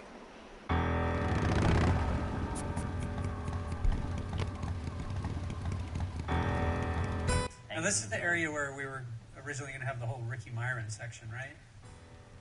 We were jumping over. Yeah, a gorge. We do have that here with the gorge. You jump over. No, but there was the stunt show and the whole Ricky Myron character stuff. Ricky Myron, by the way, is a kid I went to. I was in 4th grade, oh, yeah? and we're on the playground, and I had this rock, and for no reason at all, I want to see how high I could throw this rock in the air, and I threw it as high as I could. I don't need to read this again. Down, and it hit Ricky Myron in the head. And he was like, "Why'd you do that?" And I was like, "You know what? Someday I'm gonna make you a star. I'm gonna put you in the game. I'll make it up to you. I'm gonna put you in the game, and then I'm gonna cut you out of the game." Yeah. You're gonna be referenced, but you're gonna be a great daredevil. Lots of interesting backstory because it was the stuff we cut. Remember, because the game was getting so huge, and we're like, "We'll never finish this." And I think there was that and one other section. We were looking for stuff to cut, and everything was too interconnected to everything else. And we're like, we can't cut anything except the Ricky Myron section. That's kind of its own piece. Okay, now I need to go do the motorcycle stuff. Motorcycle fights. I already got the boots of road. I do the motorcycle fights and get the 2 items from the motorcycle fight. What? Oh, is he on his bike? Is he on the bike? Oh no, he's not on the bike. Hold up. He was on the bike.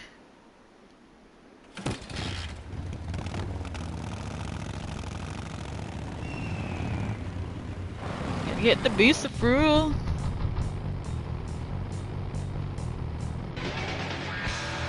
Doesn't even tell you how to exit off the thing. I just press the X button. I'm just gonna go either way. So.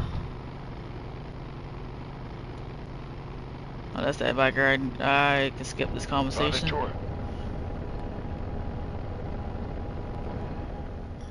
I haven't seen you since you retired from the Polecats. Hey, Ben. How's my gang doing? That's a long story. I'm gonna skip all this. Well, take it easy, Father. Give him hell, Polecat.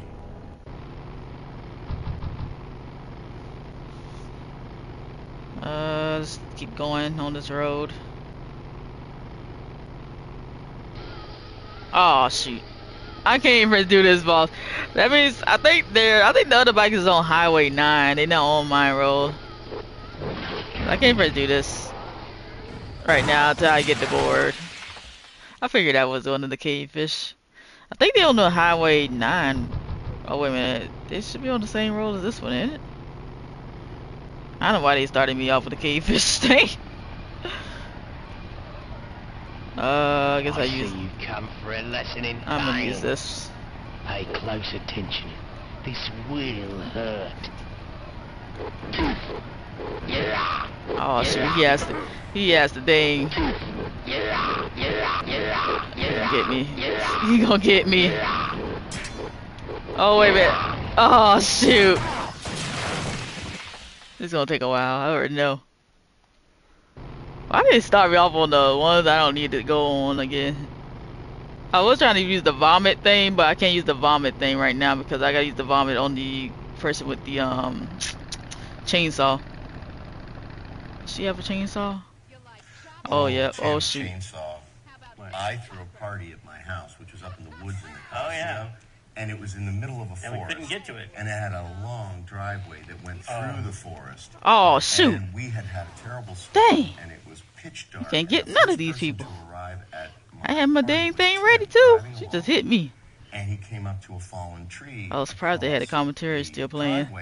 And I emerged with a chainsaw running in my hand. And they give me her back again. A mask made of human flesh. And I was walking up to Tim, and you were genuinely scared. Because he had read about stuff like this. Up in the woods of Nicosia. No, that guy's got I remember that part. That was Star Wars Rebel. That's a good part. Tattoo on his. There's really no point. There's really no point in going against her because she doesn't have anything. Doesn't have anything for me. I was trying to use the vomit right on the chainsaw lady, but it just didn't went through. Now who this person is? You can barely see him though. In the classic mode, who it is. Oh lord. Say there, is that a pre-regulation destroyer class solid fuel recoil booster? I don't think I can do nothing here right now. Why, yes it is. Ta-ta! I gotta wait till I see him again.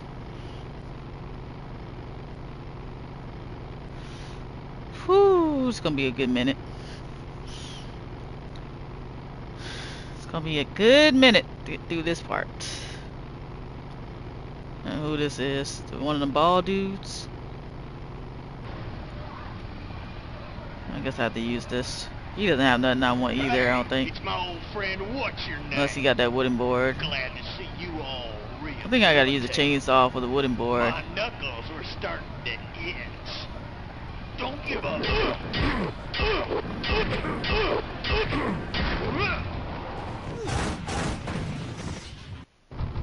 Okay. Just going against the ones that don't even first got nothing for me. So I need to go against the chainsaw lady. So I think she's the only one that has the chainsaw in the game. Oh lord. Where is this place? It's just oh like shoot, I don't really need his thing, but randomly driving. Well, it's like Highway 9. Actually, I wonder if there's a highway called Highway 9 on the way down. There's like Santa Cruz that bikers. Why do they have me waiting to attack him? Bikers go on a lot, and there's a lot of biker bars on the way and stuff. So that's real. That's right out of the pages of California history. Is that 17 that you're talking It's about? off of 17. Or it's the mountain road that you would take next to 92 and Highway 1. Okay, we're making some progress, but why? Oh my goodness, they got me going against the cavefish guy again.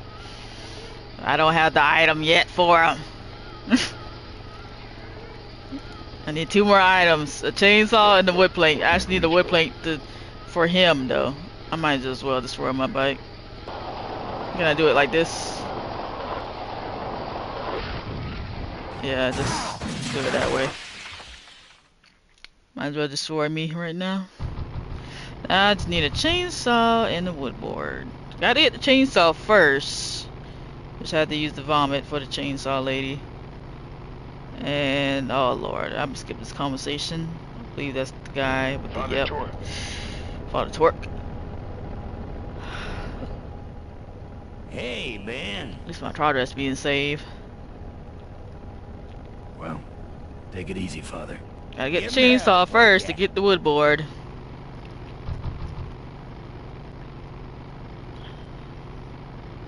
Who is this?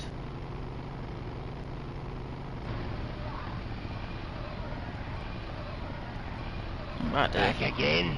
Good. I wish I could skip some of these. Okay, lesson's over. Time for the final exam. Is that all the pain Oh, shoot. I can't do nothing with him. I hope I can get it with this item.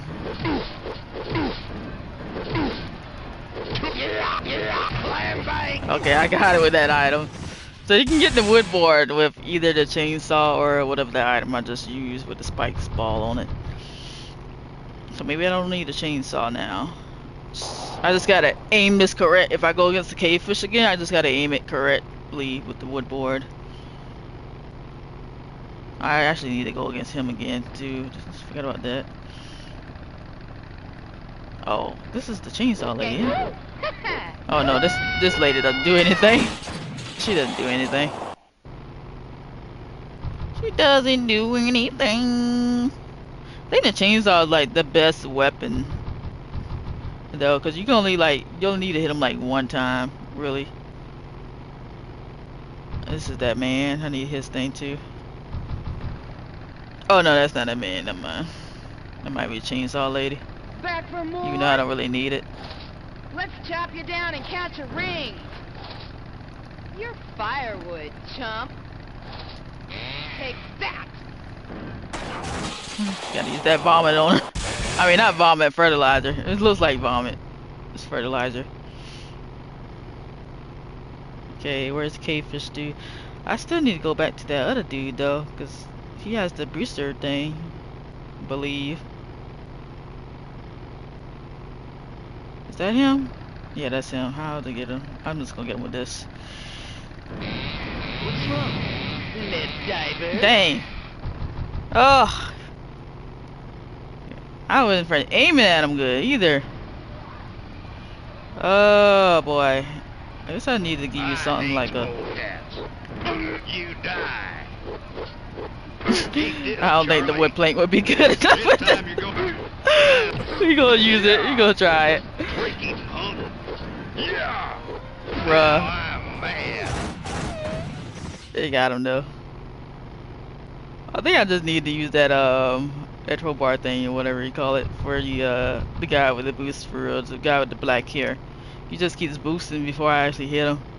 Gotta hit him really quickly. Just use the chainsaw to get rid of these other people.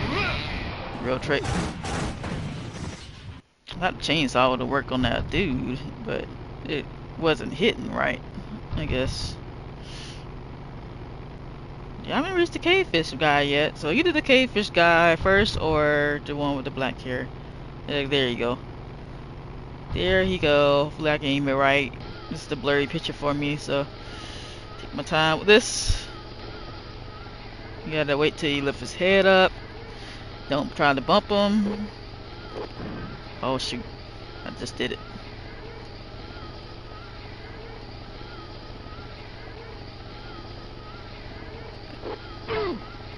Okay, it's more easier this time. We got goggles. Kinda want to wait to use this, but then again, I still have to go on this road to get the, I guess, the greaser fuel. I'm going to use it right now. Let's go ahead and do that part right now. This part right now. I gotta wait till it shows up cave. That's the exit. Gonna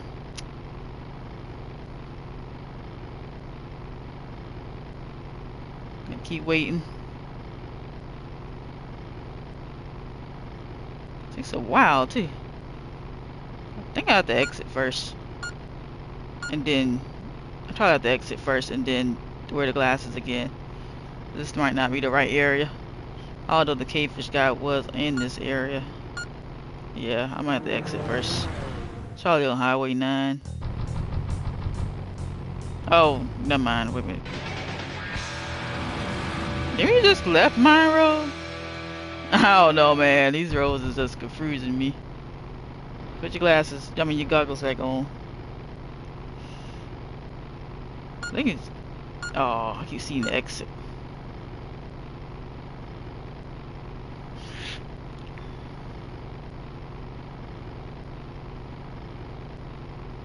Maybe it's in that. Oh, wait a minute. I think it's over here. This gap right here. It's in this gap right here, I believe.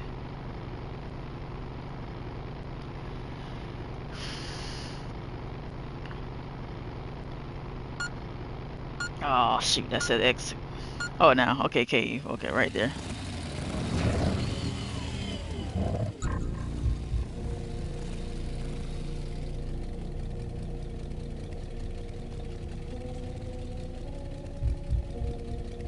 I think. Wait a minute. I gotta get back on my bike.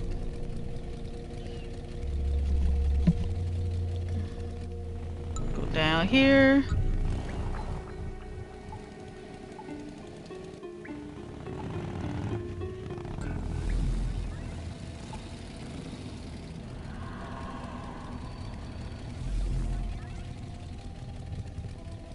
So I remember when we were in the end of QA and Tim decided to go play pool one night in San Francisco. This was before cell phones.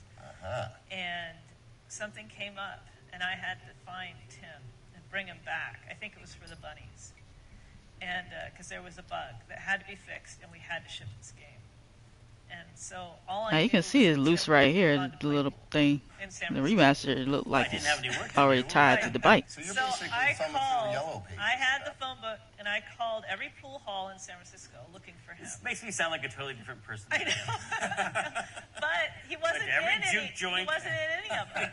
So then I'm like, okay, so the last pool hall I said, okay, so maybe he's in a bar with a pool table. Can you tell me the name of a bar that has a pool table? And he did. And then I looked that up and I called that. And then when he wasn't there, I just kept doing that until finally, are you kidding me? Finally, I found him in some bar with a pool table. Oh my goodness. And it was a kilowatt.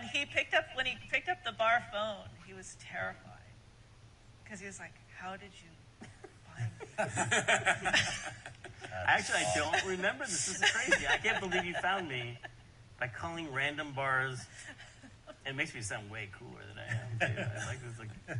But what could I have done? I wasn't programming. I want to know how she described it. Actually, I did program for the bunnies. It was something that you had to make a call on. It was something. my actual bug. Yeah. It was either your bug or you had to make a decision right then and there as to what we were going to do. Bunnies in or out?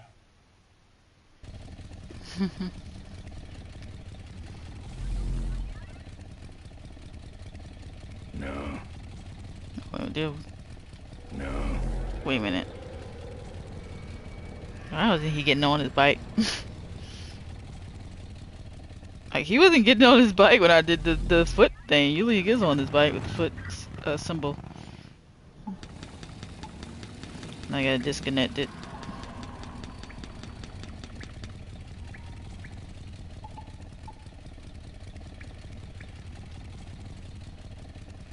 Sure, my DualSense going low. I'm thinking when it was gonna go low, my controller.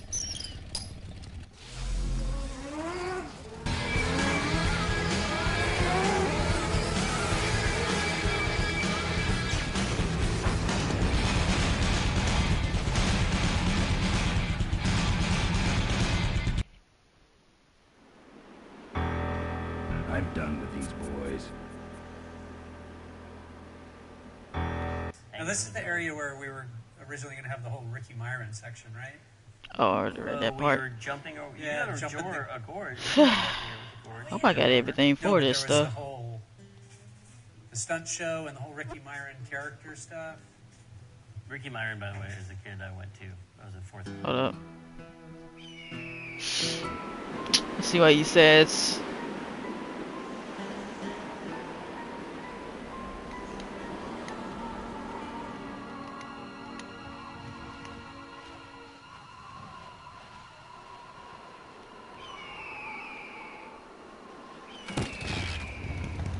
I think he might jump it, but I'm not sure. Something tells me the bridge is out.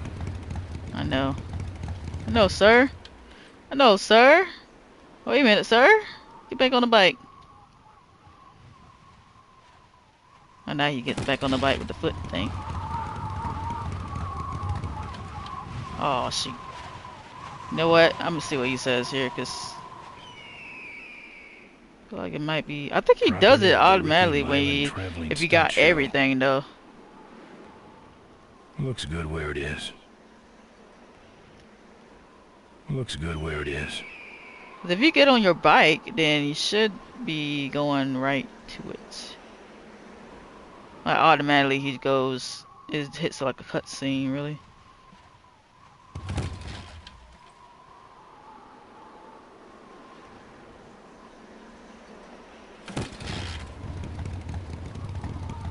Something tells me the bridge is out.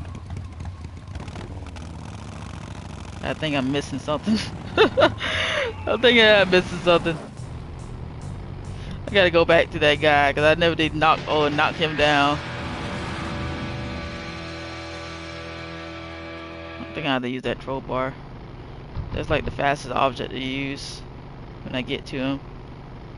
I'm gonna skip this part. Father Tor.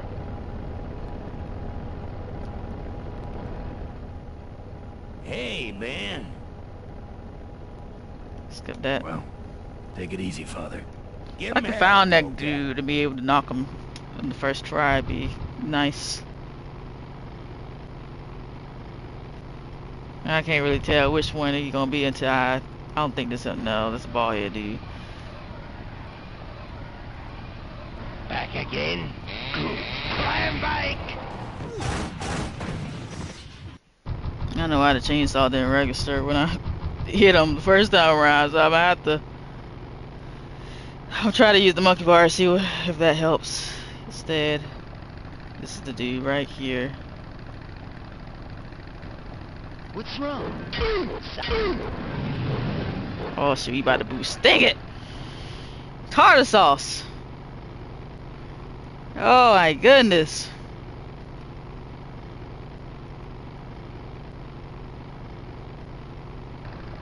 I might just try to chainsaw on him again.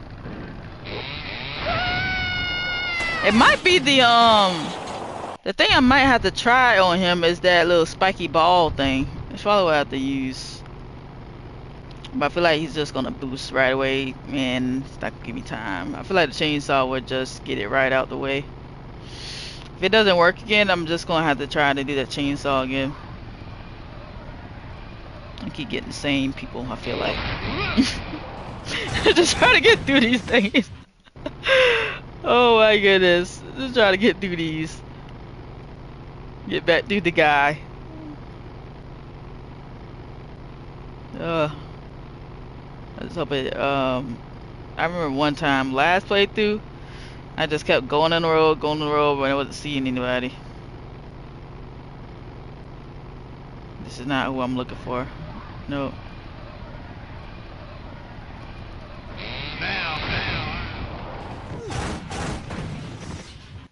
I might just try a chainsaw again. Oh shoot. Father Tor. Oh my goodness. Hey, you gonna see you a lot, Father Torch. We just gonna see you a lot till you get to this part. Well, take it easy, Father. Give him hell. I'll be glad when we finally get this guy. I thought it would have been the cavefish guy that would take me a while to get hit off the motorcycle, but it was for this playthrough. But now, because on the last playthrough it was the cavefish guy, but now it's the guy with the black hair. They keep giving me the same person. Oh my goodness! Please show the guy. Please show this dude, and please help me get this thing. Is this him? Yeah, about time.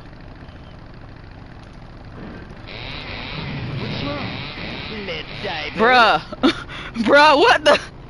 It's not registering! Oh my goodness! Why can't they just give me the same dude now? I'm gonna have to just try to use that spiky thing. I'm gonna see if that helps it, because that might be the thing that needs him off the bike. I believe in the hint guide, doesn't tell me what to use.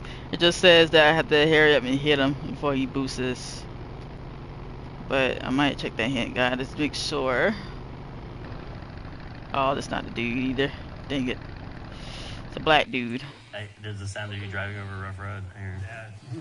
Steve, I remember you were duly hard on me to get that sound right of the tire going over those reflectors in the center. Yeah, I love that sound. It makes that sound. We all know that sound. It's like it sort of sounds like puck, you know, puck, puck, puck, puck, puck. And I have to admit, I had a really hard time making that sound. Finally, one time I was just driving and holding my arm out the window of my truck with a microphone and running over those things. I don't know if I ended up using those, but it was a tough sound to make. You got a chain here? To get it right. Did I ever use the chain? That's the spirit. It might be the chain I need to use for him. Although I don't remember using the chain for the booster for your guy. Oh, this is for the torque again. God, my dang. Father torque. But I did like the sound of the reflectors. That's what it's called, the reflectors. Hey, when you go over the reflectors. I think he probably did use the sound. He probably, because that does sound like it. But I also do like how they have the vibration in the controller. It actually kind of feels like that too. Not really sure if that actually happened in the original version, because I believe the original version was on PC. It probably didn't have the motion controls. Okay, listen.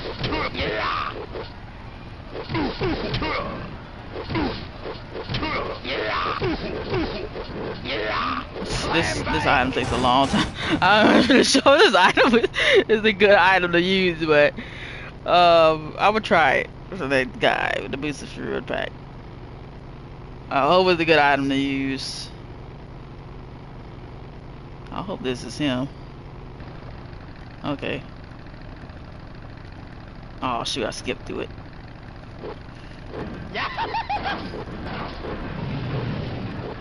Oh shoot. You gotta do it so fast, and I skipped through the thing on chain thing. God dang it.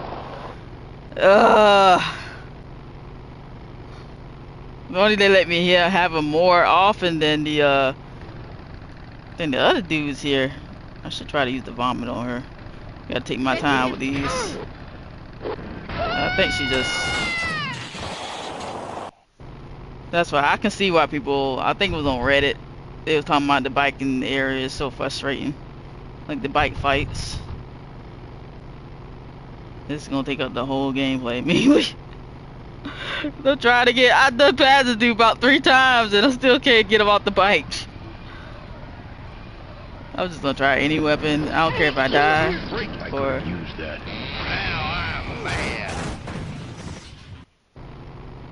You gotta do it so trickly too. It just doesn't matter what you... I think you just have to use the weapon though. Any weapon except for that fertilizer. Because the other ones take so long to get them off there.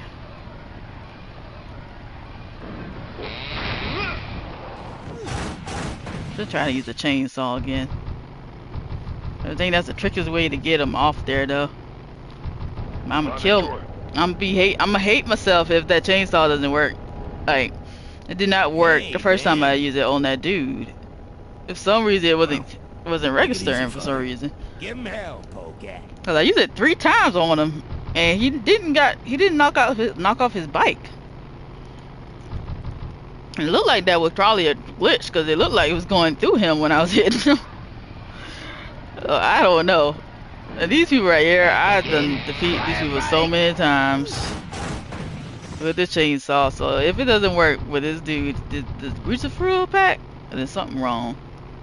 Cause he is the skinniest. He is so skinny, and he doesn't have any weapons on him. He's like this dude right here, basically. He looked like this dude. It's the white version of him. Oh, this guy takes a while too. Oh my goodness. He has that chain, that's why. Oh, maybe I could use that. Yeah, don't I have that item already? I thought I had that item already. I really don't know. What's wrong? Okay. The chain help. The chain help. Oh my goodness. The chain help. I think you gotta have something long to actually hit him with. I gotta see my first playthrough. What did I use to get that beautiful when I got him the first time around? But it's probably gonna take a while to figure out what area I was at, like what part of the video I was at. I don't know if I'm gonna look at it through this playthrough.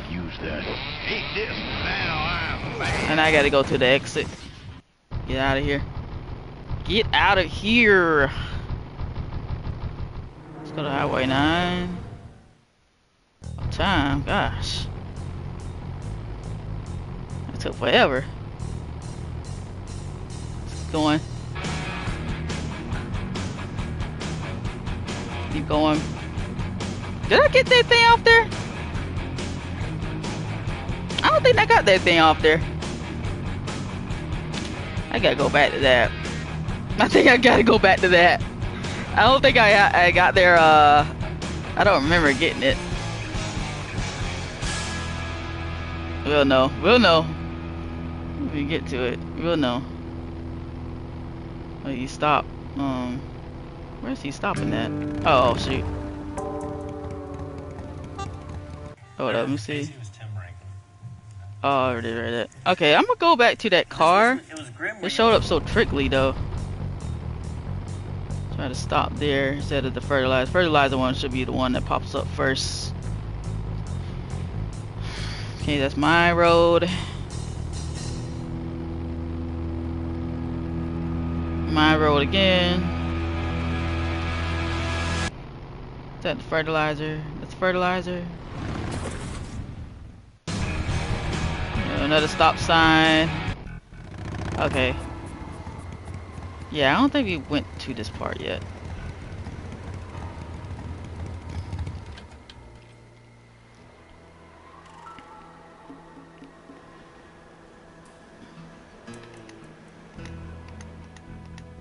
I'm pressing R1. I'm trying to cancel that out real quick.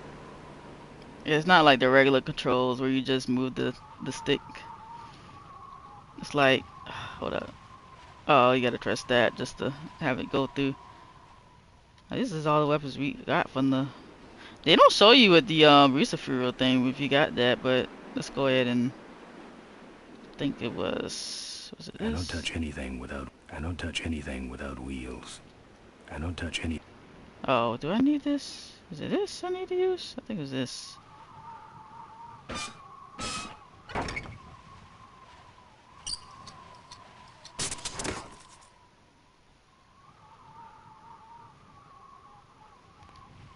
Do we got that item? Is it in our thing? Yep. It's a single hover lift unit. It just doesn't show you having the beast of fruit in your inventory. I guess because he probably already got it in his motorcycle. Connected to his motorcycle. I think he puts it in his motorcycle like last minute when we about to jump the gorge. Okay, let's go.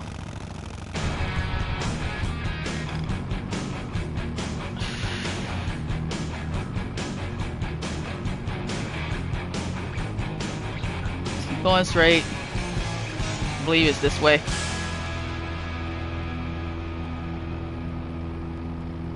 I hope it's this way. I hope this is the right way.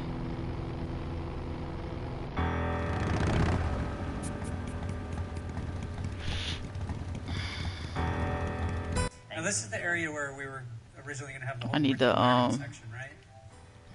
We were jumping over. Yeah, a gorge. We do have that here with the gorge. You jump over. Hold the skip. What? The stunt show and the whole Ricky Myron character stuff. Ricky Myron. Oh wait a minute, do I need to get on the bike again? Probably do. Playground, and I had this rock, and for no reason at all, I'll see how high I can throw this rock in the air, and I threw it as high as I could, and it came down and it hit Ricky Myron in the head. And he was like, "Why'd you do that?" And I was like, "You know what? Someday I'm gonna make you a star." That's okay for now. Put you in the game. Make it up to you. I'm gonna put you in the game, and then I'm gonna cut you out of the game. Yeah. You're gonna be referenced, but you're gonna be a great daredevil. Lots of interesting backstory. I'm trying to cut off the commentary. Okay, so now he's going all the way through the round. And we're like, we'll never finish this. And I think there was that. Trying to cut off the commentary, but stuff to cut, and everything was too interconnected to everything else. We're like, we can't cut anything except the Ricky Myron section. That's kind of its own piece.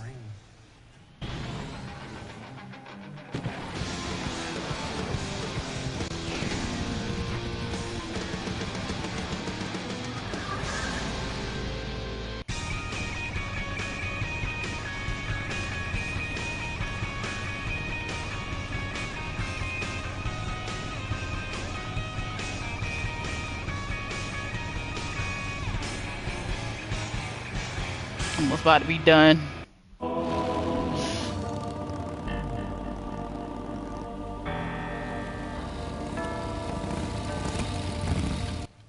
Yeah, you remember how we got the rock and roll to sound so good in the game? Oh, we just deliberately distorted it? Yeah, we turned it up because of the low sample rate. We turned it up so it was about 50% too hot. Clipping. So it was clipping, so all the waveforms were being chopped. Right. For all you audio geeks out there. It's a real no-no. But it sounded It was good. The best way to do it for that particular sound. Well, since we're talking about Smush, which originated, I believe, with Rebel Assault, right? With Vince. In an earlier incarnation, at least. And Vince liked to do everything himself. And we were a little miffed in the sound department because we found out that he had dubbed the Star Wars main theme himself using a boombox. Right. And the headphone output. Right. So, more geeky audio stuff, but basically a headphone signal is an amplified signal, right, to drive the headphones, and he put that right into the computer, to the Sound Blaster card, and sampled it. And it sounded really big and huge and over the top, and we said, Vince, let people do this who know how. So we couldn't get it to sound as good as he had it, no matter what we did. And then I finally realized the only way to get it to sound better, or even just a little better than what he had, was to deliberately clip it and overdrive the analog signal and overdrive everything. I kind of wonder if you're able to go back here right now. Okay, I have to talk about this puzzle because it's causing me a lot of grief. This is the second puzzle everyone gets stuck on, and they hate and they get really angry. One. So the puzzle is supposed to be that you have to line up your knees, your eyes, and crack on the wall. And the puzzle is supposed to be Maureen wasn't a grown-up woman at that time. She was only a 4-year-old girl. So the crack should be much lower, and if you go there and kick it, it works. But we're worried people would just brute force it. I believe the track was right here. So we made it so you couldn't kick it unless all these gauges were all lined up, which is a little contrived.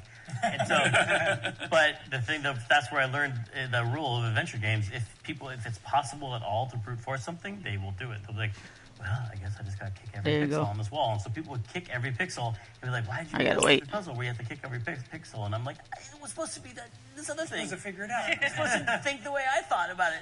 And so that was a big learning experience for me. I mean, I can kind of see why someone would have a hard time with this, figuring out the puzzle. Because there's so many tracks on this wall. And the remastered version makes it more easier to figure it out because the remastered version, when you press the up button on the D-pad for highlighting the objects, this part highlights white. That's how I knew which part. But it still was kind of struggling to hit it at the right minute. And then I was kind of thinking of this wall because I was kind of contemplating freezing myself with it. But when you highlight the object, and when you highlight the object on the remastered version, it'd be orange. All of them be orange, like whatever you can click on. But this is orange, of course, because you can click on it, but it does show like a little white line on this part right here. So you have to kick it when those turn, so it don't stop like that, all them black like that. And I can see why somebody would be frustrated with it if you're playing in the classic version of it. Ooh. With the meat, I guess because the meat and then yet start. So that's why I can't do that part right now. I have to talk about this puzzle because let me see something real quick. Just make sure. And who was that? That must be that guy with the boss guy that killed the other dude with the stick. So I gotta go back and do that part later. At least I don't have to worry about doing the puzzle thing. So I'm gonna go right here. This part doesn't make sense to do. Although I could go to that part because there's probably some commentary here. Although you don't really need to go to this part if you're playing it the regular way. I want to talk about Roy Conrad because we listened to a lot of audition tapes for this game, and everyone you tell them they're going to be a biker does this really like tough. That was my tough guy voice. Like trying to be super tough, and it always came through as trying to be tough, and I didn't like any of them. And then we heard Roy's voice, and it is really deep and tough sounding, but he's kind of gentle about it, and there's something about the fact that he's not trying to sound tough that just made us love it all right away. The second he started talking, we were like, yeah. Man. Such a great voice. And he looked nothing like the character. No, he looked like a dad, like a gentle, kindly old fatherly. Dad. Now let's go talk to this old dude.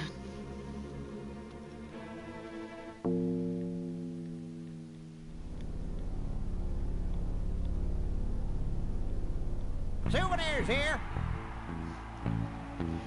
There was a local radio DJ named Alex Bennett who was a big fan of David Tennant. And he was a fan of ours. We got him to do the voice of the stadium announcer. That's right. That's Alex Bennett. He was like the Howard Stern before Howard Stern. Mm-hmm. Yeah. As I think he would say. Mm-hmm. Didn't we get him to do some sort of PR thing on his show? I got to go on the show and promote. Oh, right. Wasn't he at the He was at the rap party too, yeah. He was an institution in San Francisco radio. Yes, he was. KMEL and all these different stations. Live 105, Live 105, yeah. He was a big deal, and then he got his voice in the game. Your own derby car by remote control. I'm gonna go back on my bike. He does walk a little. Feel like he walks a little more faster. Classic version.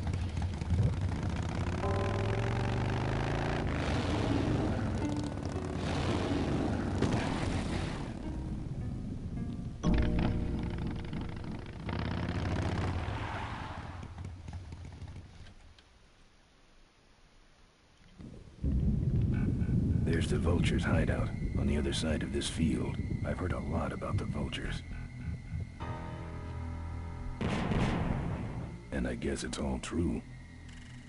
I remember going into Tim's office at one point as the deadline was looming, saying, "Tim, you got to cut the mine road or the bunnies." Oh, I remember. He's like, "I'm not cutting either one." Mine road or the bunnies?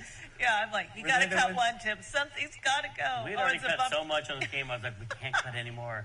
And the bunnies are crucial to the narrative.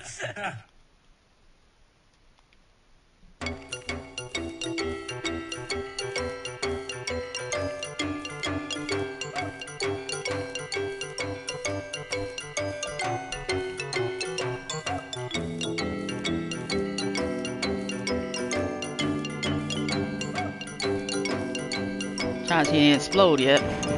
Oh, now he explode. Oh, there go the battery. Oh shoot.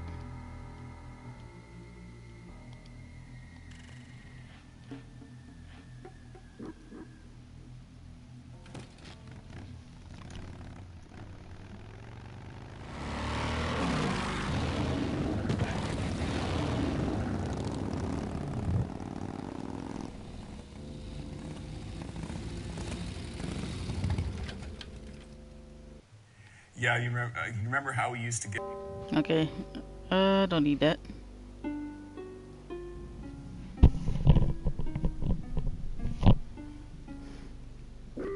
Our bunnies come with batteries included. Lovable, lovable little bunnies. The officially licensed bunny of the Corley... That should put some life into it. Sure. Take it for a spin. Just don't go out of range. Well, you got your t-shirts here.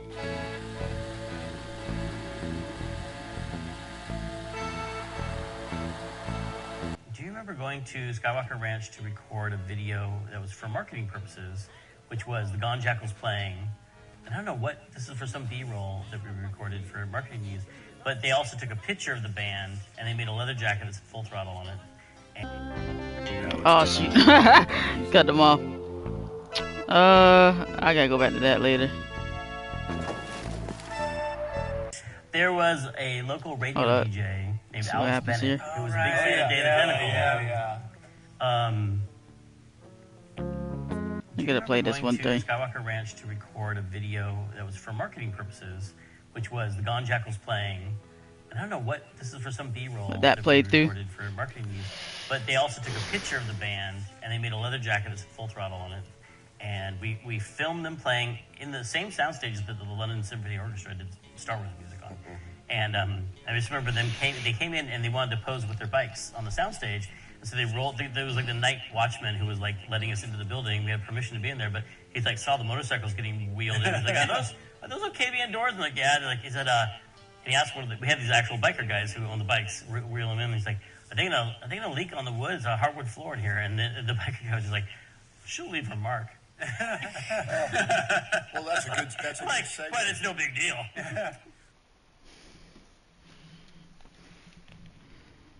Okay, got the box of stuff. I gotta remember to pick up most of these bunnies.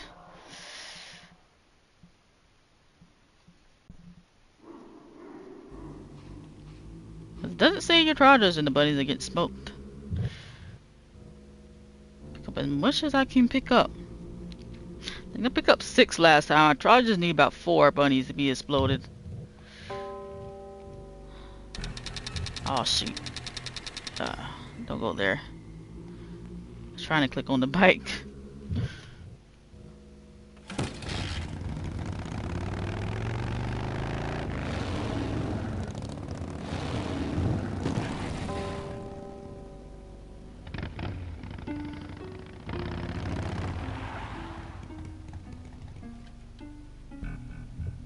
The minefield's been replanted. Tidy little vultures.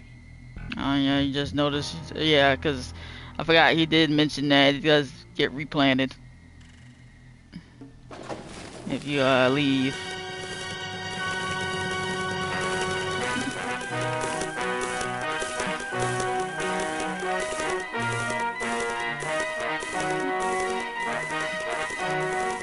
And how many I need to pick up? Leave at least. I gotta leave at least 1. I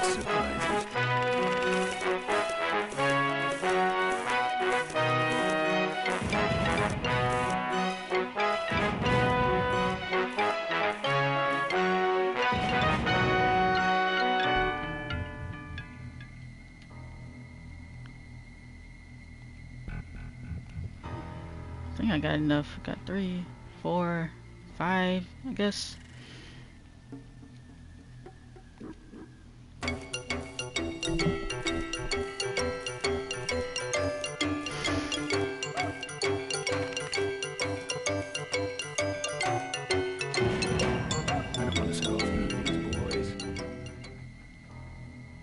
I don't want to set off any of these boys.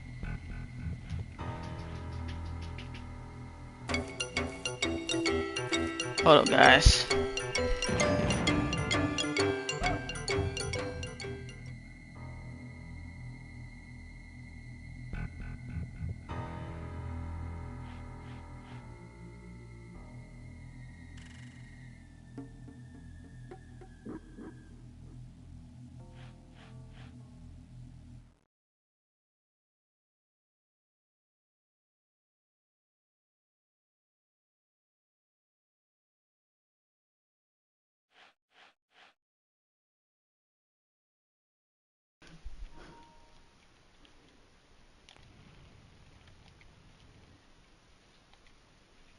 Okay.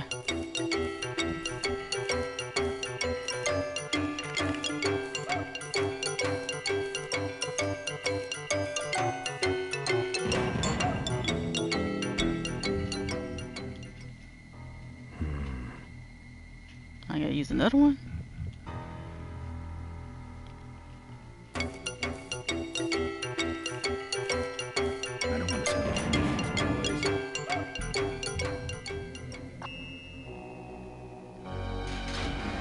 That's the guy I was telling you about, Susie.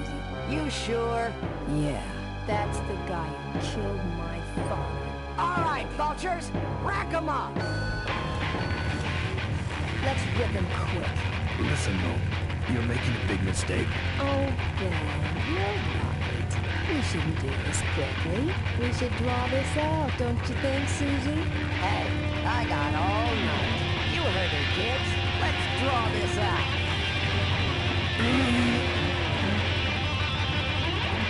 Yeah. Let me go, or else... Or else what?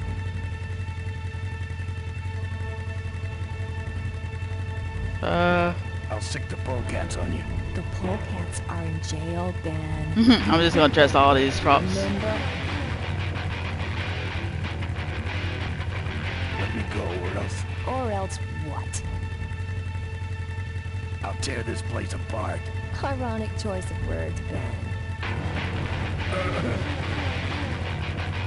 Let me go or else... Or else what? I'll get blood all over your driveway. That's good for the landscaping, actually. Let me go or else... Or else what? I'll call your names. Like what? I just want to try all these old days.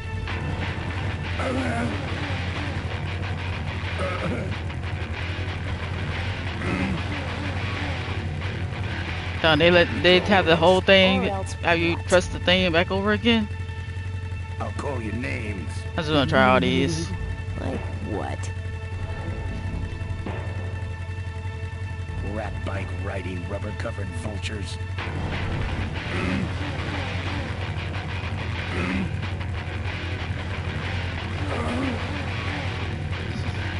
Let me go. Let's try one more drop. Or else what? I'll call your names. Like what? Mink farmer. I'm surprised they don't have an option for him to die on this part. Let me go or else... Or else what? I'll call your names. Like what? Diaper Dynamo. How? Where'd you hear that name? Your father. He told me just before he died. You bludgeoned my father and then talked about old times? I didn't kill him. Ripburger did.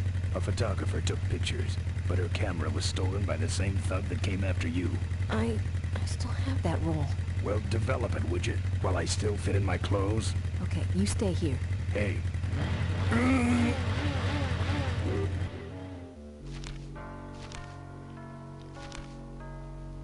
Sorry. Yeah, well, don't sweat it. I'm gonna get Ripburger even if I die trying.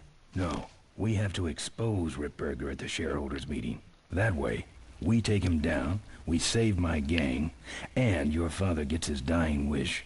You take over Corley Motors. Ripburger canceled the shareholders meeting. He made a statement to the press that there'd be no meeting until the murderers were brought to justice. So, no shareholders meeting until we're both dead? That could be arranged. Okay, so here we go. Faking Ben and Maureen's death. Act 1, Scene 1. Adrian Ripburger, in a desperate attempt to... Well, let me see something real quick. See, can't think of the commentaries off. It's been so long. Has developed the following lame-ass scheme. First prize at tonight's smash-up derby is a vintage hardtail that Mo restored with her dad. Rip hopes Mo will try to nab said bike on account of her... Yep, that was the motorcycle. Hardtail. So Ben and Mo play along, put on disguises, and enter the demolition derby, which ends tragically when their cars explode and both are presumed dead. Question. Please save your questions until the end. Now, the explosives in Mo's car can only be triggered by a head-on collision with Ben's car. This ejector seat projects Mo clear of the explosion, and she parachutes to safety. Don't you think someone will notice her ejecting out of her car? No, they'll all be watching you running around on fire. Yeah, that's another question I have. When your car explodes, you climb from it in flames and run around the stadium distracting the audience. In your cute little asbestos suit, of course. That's some plan. All right, then. Let's go blow you little darlings up. All right, folks. Hang on to your chili dogs, because it's time to start. The Corley Motors Smashatorium Amateur Driver Ultimate Destruction Maximum Carnage Marathon. Let's meet our crash cage gladiators. There's George. George Lucas in the Oh, that's right. It's just a lookalike. That's awesome. No, that's not George. It's Somebody in a George costume. I love the hair. See, they're all in disguise. Marine's got a wig on. Yeah, I know it's her, guys. I thought Ben was in the one on the far left. He was in the whole costume disguise. And next to him is another newcomer. Please give give a big smashatorium salute to the Princess of Pile Up, Doreen Smorley.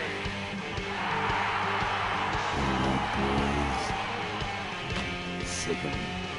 And finally, we have a last-minute addition to the lineup tonight.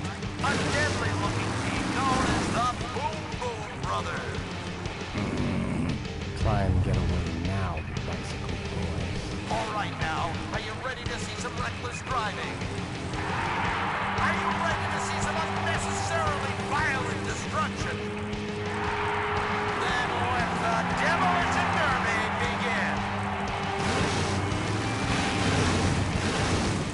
There, Rumble. Where are you, Ben? Hang on, Mo. Here I come. Okay. Oh, shoot. Watch out for the Boom Boom Brothers, Mo. I gotta figure out these controls on this thing was so hard to figure.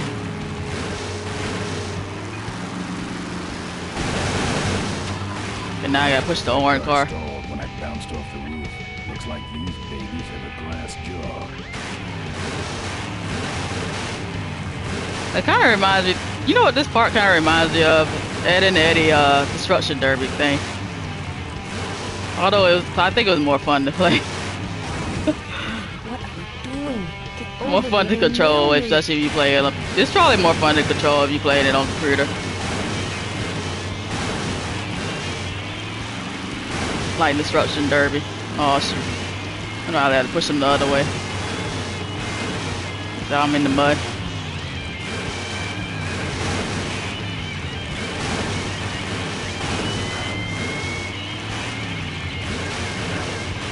I'm trying to make it.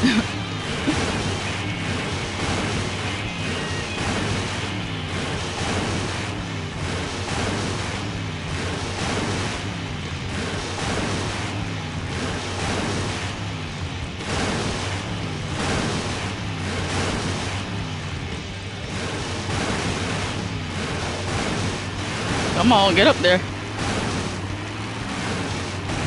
Okay, Boom Boom Brothers. It's all over. Get it. What are you doing? Are you taking a nap? Idiots. Okay, Mo. Time for our big finale. Do it! Now that's an explosion, ladies and gentlemen. Can't see any survivors yet. Wait, what's that? It's the unknown Avenger, and he's on fire! Let's give him a hand, folks. That looks painful. We really should put him out right away, but what a show, huh? Oh, I gotta go around here. Still no sign of Miss Morley. Ben, quit clowning around and make a diversion. I am a diversion. No offense, but we need a bigger one. The fight is started. Who cares about the bite?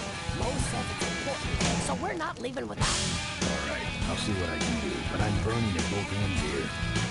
Huh, I didn't get that part the first time around. Cause I was touching this. Still no sign of Miss I missed to touch it by mistake, actually. This is your moment to shine. Well, folks, it looks like the party's getting a little out of hand. The stadium seems to be catching fire, but let's all remain calm and... Yeah, you're right. Derby's over. Run for your lives!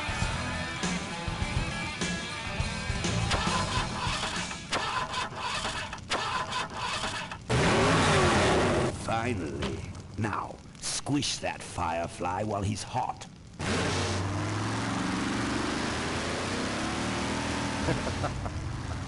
Look at him run.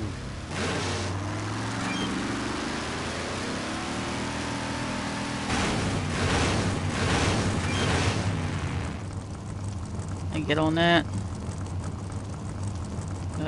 Get off right here. I guess. Oh shoot. Dang it, I was trying to get where the planes was.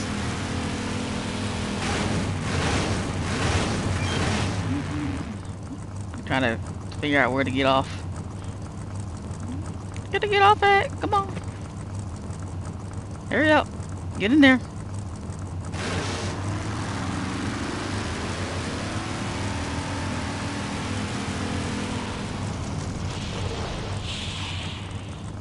What happened? Did you get him?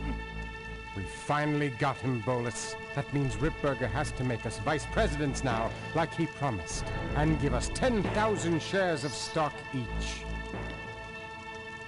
Funny smell? Took him 10 seconds to realize it was on fire. On the bright side, I just made 20,000 shares of stock. Time to start the shareholders meeting. Where's the hardtail? All over the floor, Mr. Avenger. What? What happened to your deep sentimental attachment to your father's vintage bike? Ben, it's just a bike. I can put it back together in about a half an hour. That's assuming, of course, I can find that key. I don't need to ask her all that again. See what I can do. Right.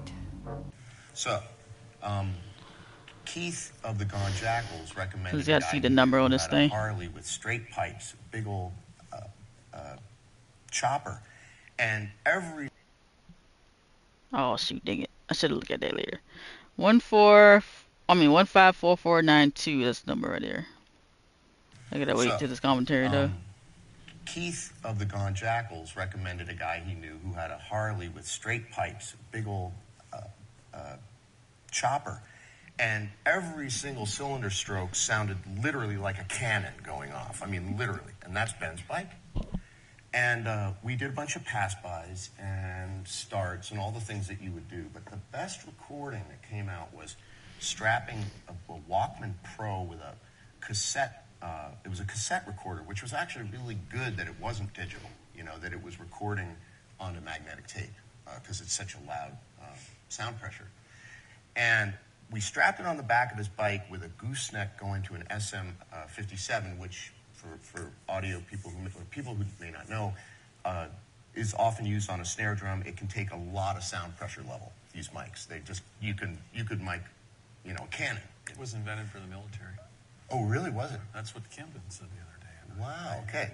So I just strapped it on the back of his bike and he just rode around. And that ended up being the cleanest recordings, the best recordings. We got accelerates, we got steadies, we got all kinds of stuff from that. And much of it was cut in without any processing or pitch shift or anything like that. It was just the sound of that wonderful Harley. So the driver of that almost dumped it, though, because it started raining. So we had to store it in the LucasArts lobby. Right. And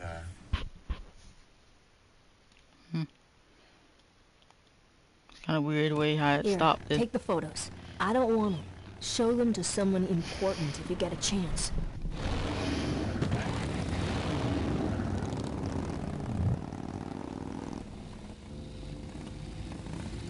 Now we can go in the back of the factory.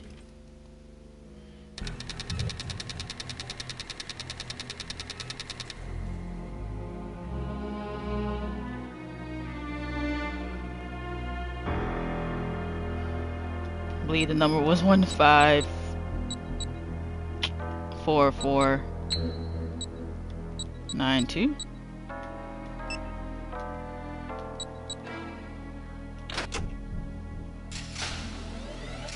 There's some sort of card and a tape. I sure hope that's Corley's will.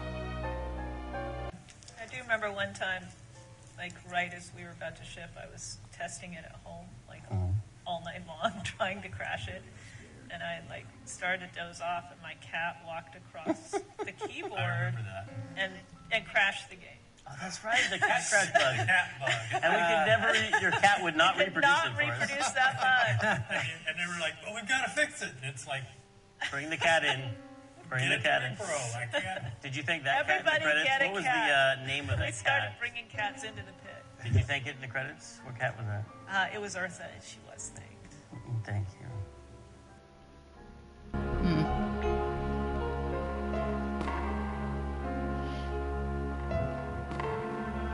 I can't remember how to do this videotape thing. This is the last game I ever programmed on, I believe. I remember doing Ben crawling all over the semi and doing the bunny stuff, which is maybe why it was such a problem. This is an interesting transition for me in learning about schedules and how terrible and hard they are. Because Day of the Tentacle, I feel like was the last game we did that was on time. Yeah. It was not a breeze, but it was like no crunch mode, followed the schedule. And part of that is because we had an extra 6 months at the end because of adding the voice. Yeah. Right. But and this is the first game that went way over budget that I worked on. And and the first time I had a producer, which is Casey. So she would come in, and I just remember you asked like a specter. Yeah, she'd come in and be like, Tim, when is this going to be done? And I just remember that weird feeling and I told this to you, like, I don't know how to express this, but I feel like you come in and ask me a question, and then I look over to the place where that information is, and I see this empty box with cobwebs in it. And then I come back, I'm like, I don't know what to tell you. Kind of want to do this part again. You know I don't need to. Looks like the meeting started. Was not only an inspirational leader, but also a great personal friend. His loss affects us all deeply. Malcolm and I spoke often of the future. We talked of a day when Corley Motors would move beyond its humble beginnings into a new vehicular age. And although his tragic death took him from us sooner than anyone expected, Malcolm Corley's dream remains. And I shall carry out that dream in his memory. Ladies and gentlemen, I am pleased to present to you the future of Corley Motors. The Corley Minivan.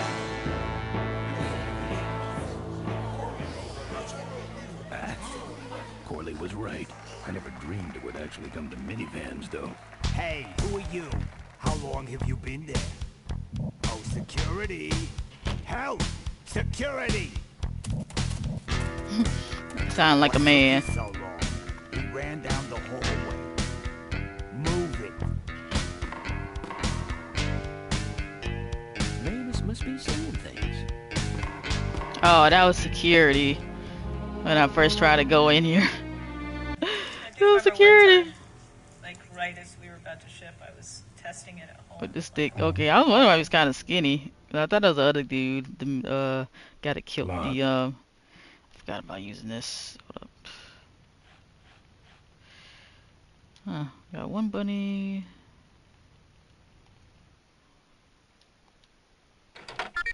Cool. Forgot what to do here. I think I had to put both of these down and press this one up. This is why this is the one that's highlighted. I mean, this was the one that's orange.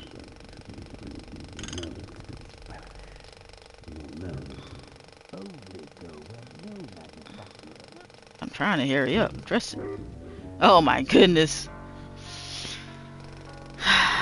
Trying to hurry up and press it. I'm just gonna skip that. No. I hate my... Skip that. I was trying to hurry up and press it. Maybe I have to press the other one first. This one first and then press... I thought it was this one that went up though. You know what? Let me try it again because it's acting kind of slow. Oh my goodness, why is it taking so long? Press it, man! Oh my goodness. I think it is the first one I have to press. I don't. Hold up. Let me go ahead and do it. Just skip some of that. Surprised they didn't really thought like maybe I should stay in this room just in case. Try to trust this one first because he's taking a while to. Okay, that one is not activating for some reason.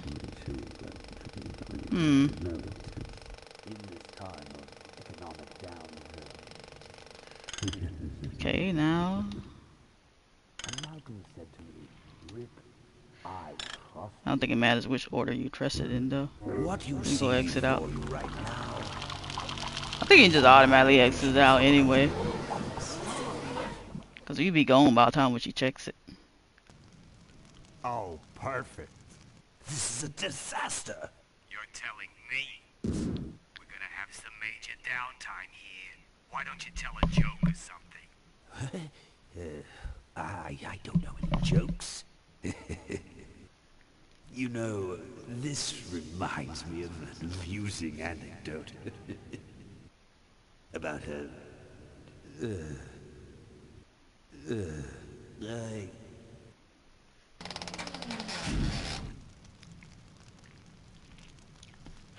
well, I'm out of ideas. Manual save this part, because I think I want to go back to this part when I go back into the other scene. Quarter.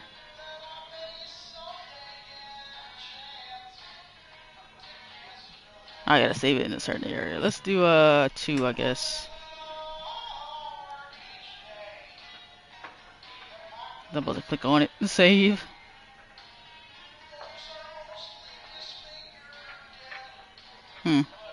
That's actually the part that you actually stop on, they had the last save, I guess. Probably so. So I don't remember which items was highlighted on the...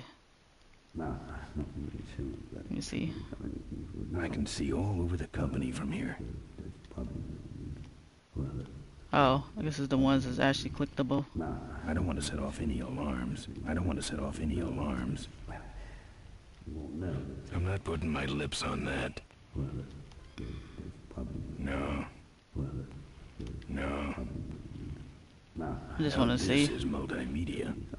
Before I do anything here. I'm not putting my lips on that. I think that's the only 2 items you can... Oh, a minute. It's locked on that easel. No. It's locked on that easel. I'm not putting my lips on that. It's locked on that easel. What happened if you try to do this? I think it was say locked. That mess. Okay. Let's go ahead and... I think it was the photos first, just making sure, looking at something. I don't think that plays I think you just put this in there first, though. So that... Yeah, he also put the reels on it already. This next slide shows our new You just need to put the paper, the photo on there.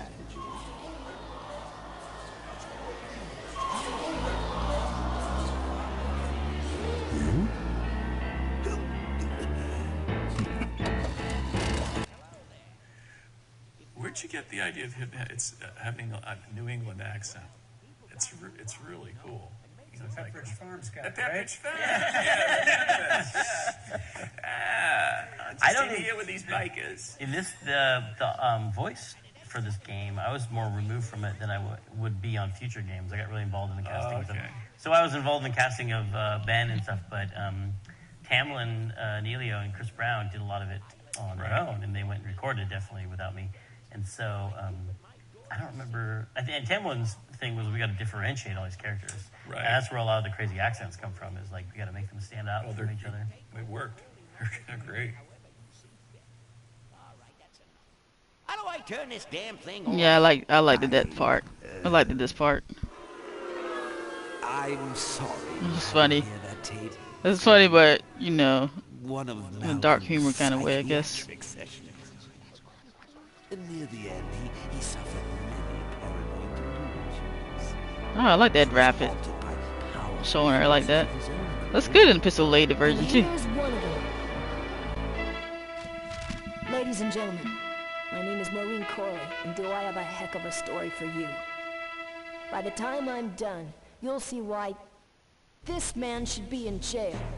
Hey! Where do you hobble off to? Uh-oh.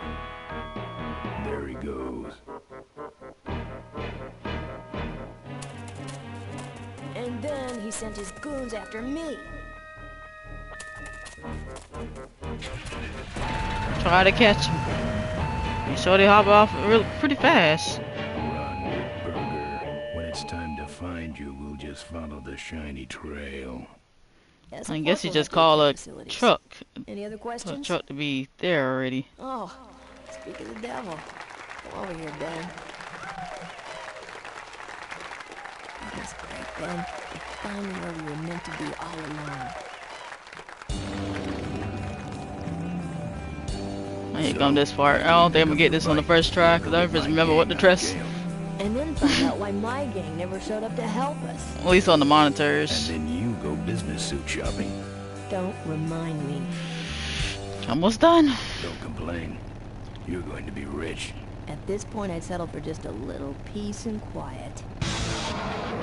I don't think I'm gonna get this on the first try.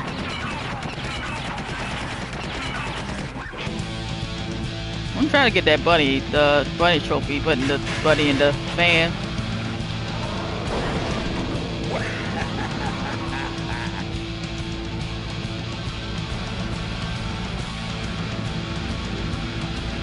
She interrupted my speech, Ben. She really shouldn't have. I was just about to talk about the inherent dangers of motorcycle operation. I thought her eyes looked black when she fell underneath the truck. I'm glad they just changed that on the remastered version. Green eyes.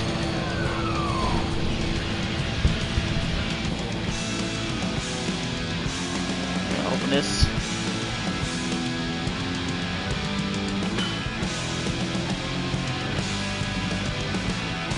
Hold up. Rabbit Ruggie, dice a rabbit and engine fan. I had to do that. My cane! You need more than a cane when I'm through with you, Ripburger.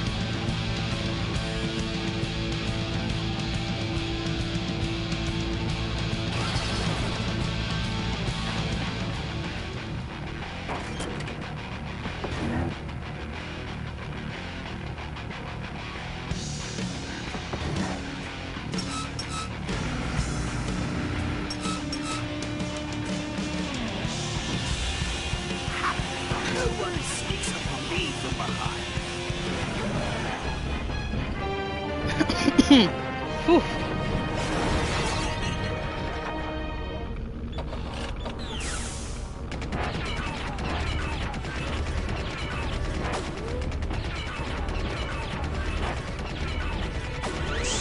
Surprised ain't nobody got killed there. I thought you said this thing couldn't move. I said it couldn't fly. I never said it couldn't taxi. Well, flying would be nice since we're headed for the gorge. Ripburger, you're going to kill all of us. Shh, Ben, don't ruin the ending. How do you stop this thing? From the cockpit. Ripburger was just crazy. Doc! Careful, Ben!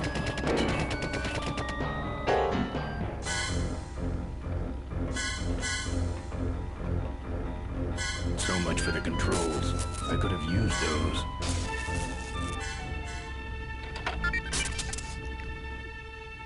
Oh, hopefully I can remember these controls. Is it in flight? No, I don't think it's that. Take off. Supposed to take off. Gear. Is it detached gear or raised gear? Detached gear?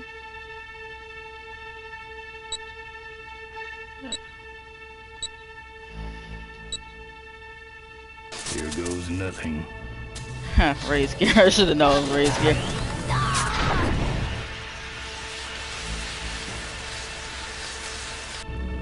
Ben, what did you do? Both their lives. Almost got killed there.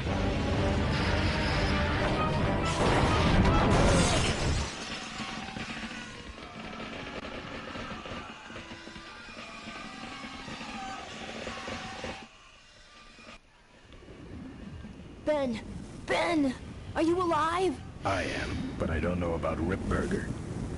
I can see him. He's out cold. Climb back here quick.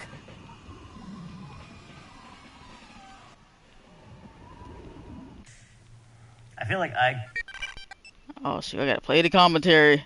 Right when I'm doing this? Oh shoot, I'm not gonna be able to get this trophy because I gotta play the commentary. I feel like I remember programming this part too, because this is all like a reference to Dr. Strangelove. The code that you enter is I think preserve our essence. Yeah, which is Just charge up my controller. Peace on earth, purity of essence. Yeah, purity of essence, right? Or please make a trick. Peace on earth, yeah, something like Commander, you ever been Why didn't they have the commentary play out while you was on the computer? Why, yes, sir. Yes, Jack. As a matter of fact, I have. I don't think it's important commentary. No, it's not important.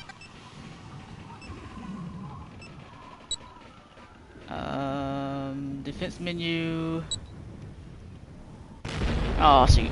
I knew it was gonna happen. I had to try this part again if I want to actually get that trophy without dying. Cause it would have been a more easier trophy to get. Oh, why they put a commentary right there? All the other parts we was playing, like before we actually was playing, they could have put a commentary right there.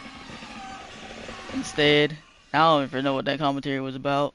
Ben, climb back here quick. Oh, hold up. I need to kill him off first, I guess. Let's see what happens. I already died anyway, so let's see what happens if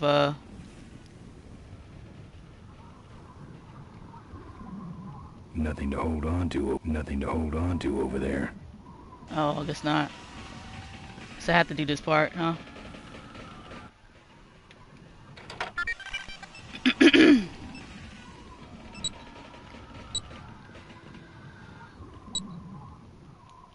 Control. System off.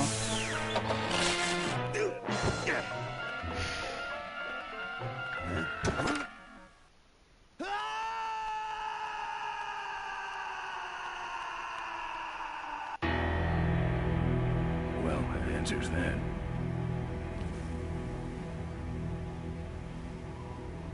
Nothing to hold on to. What did I do after? Oh, I gotta do this part. Go under, huh? I think I did try going under before, but he was shooting at me. I have to see the scene back over again. Try to go under. See what happens. Wait, come back! We need your weight in the plane.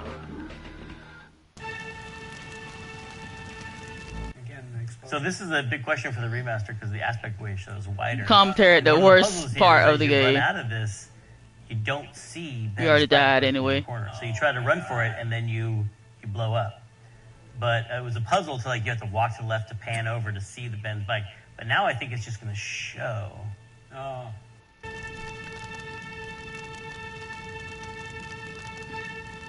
Yeah, it just pans over. In the classic version, it pans over. Looks like a giant croissant. So you can't see his bike really.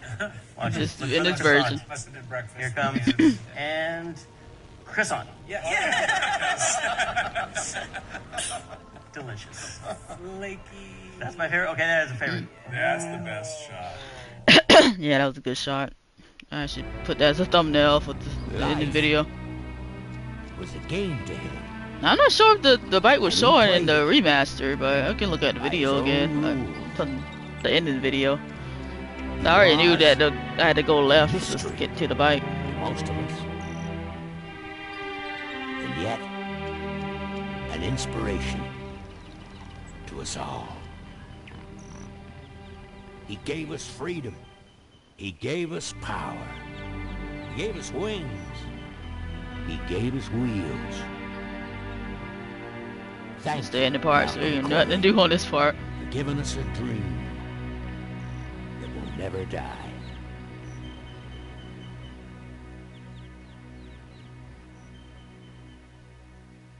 Now they gave me time to get out of there on that commentary when I was going to get the bike, but the other commentary that appeared when I had to kill off the dude, that Things aren't gonna change. they didn't give me time on that one. I mean, just because I'm in charge of the company now, and living in a mansion and riding around in limos, that doesn't mean we won't spend a lot of time together, does it?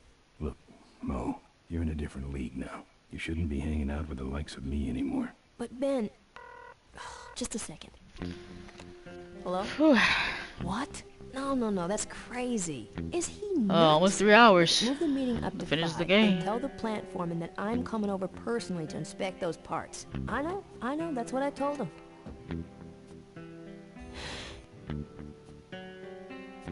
Excuse me, what was that last part? No, that alloy was flawed to begin with. Uh-huh, yeah, good, great.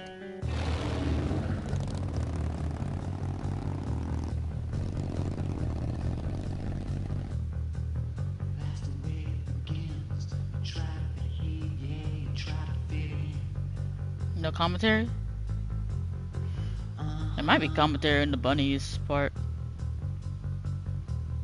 Let's let it play out again.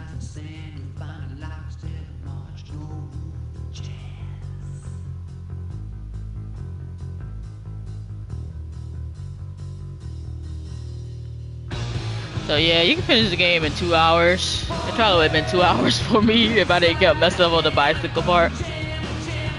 Bicycle fight part. But it says full THROTTLE remaster typically takes 4 to 6 hours, so it took me 5 hours on my first playthrough. It would have took me even longer than 6 hours, basically. Well, this one, it took me 2 and almost 3 hours, actually. Should have got some commentary up in here.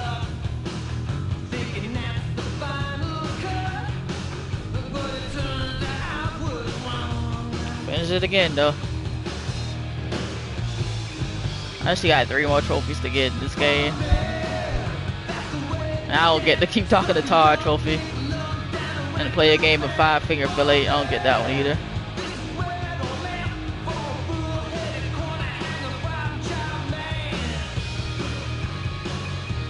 I should have saved my progress a little bit. Should have made 2 saves. One about the keep talking to Tar. That part is kind of easy to get back to. I think the hardest part to get back to is probably the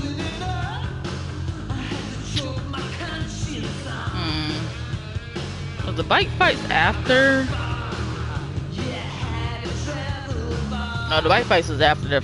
Maybe that's the part with the guy with the knife. I think. I'm not sure.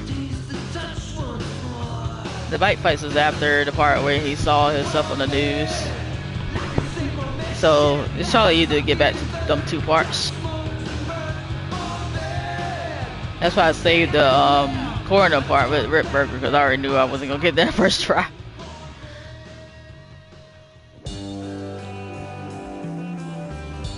Those trophies look pretty easy, but I gotta figure out what the first 2 trophies is. To keep talking to Todd, how to get those, and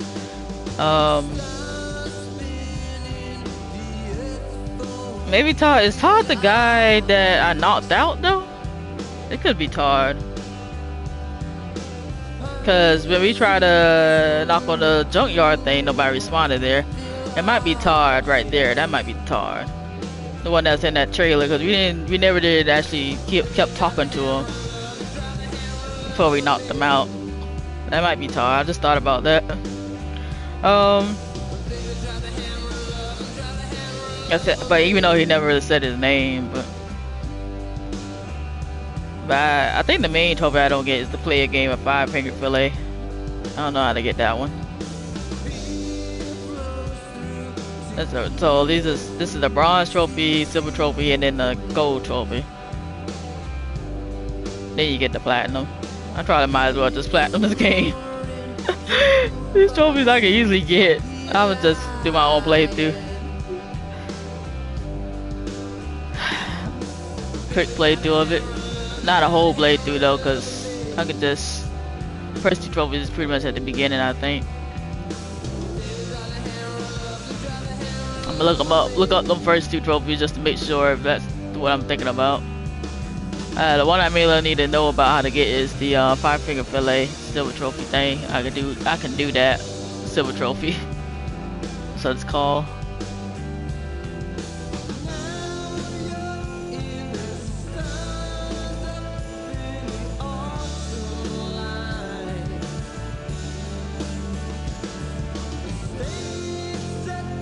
Let that play out.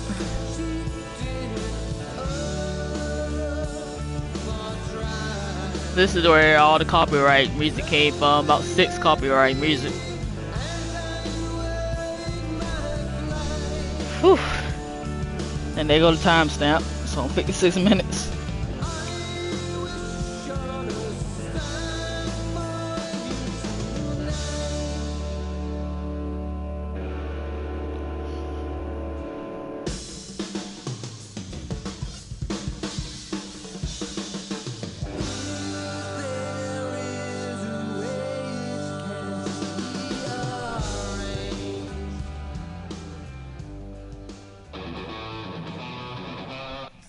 Haitian. Well, there go commentary right there. That was our custodian. Like we'd be working late in crunch mode, and the janitor would come by to clean up, and we'd end up talking to him for a long time. His name was Paul. Do you remember Paul? And he had this crazy vacuum cleaner that he wore like a backpack, and he would go down all, and we would have these long talks with him about Haiti and stuff, because I was like, I think we'd seen Serpent in the Rainbow or something. We were like, tell us about the Tonton Macoux. And he would tell us all about the real Haitian politics and stuff, and everyone got in the credits back then.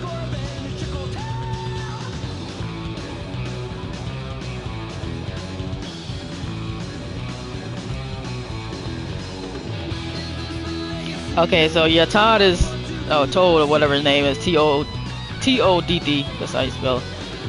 Yeah, that's the guy. That was the guy that was supposed to be at the junkyard, and he was at the trailer, basically downstairs doing work on the Moe's torch, with Moore's torch doing artwork. That was him. That was Todd. I didn't first realize that until after this playthrough, second playthrough. So they say when you're at Todd's trailer trying to get Moe's welding torch back, you need to knock on the door. Todd's coming up and starts talking to you through the closed door. Just keep talking to him through the door. You need to talk to him for about 8 to 10 times till the achievement pops up. I feel like the first time I played through that, I've talked to him for a long time. Huh.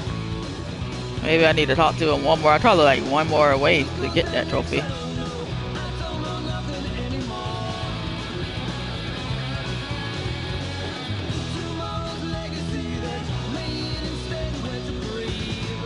Oh, it says, wait.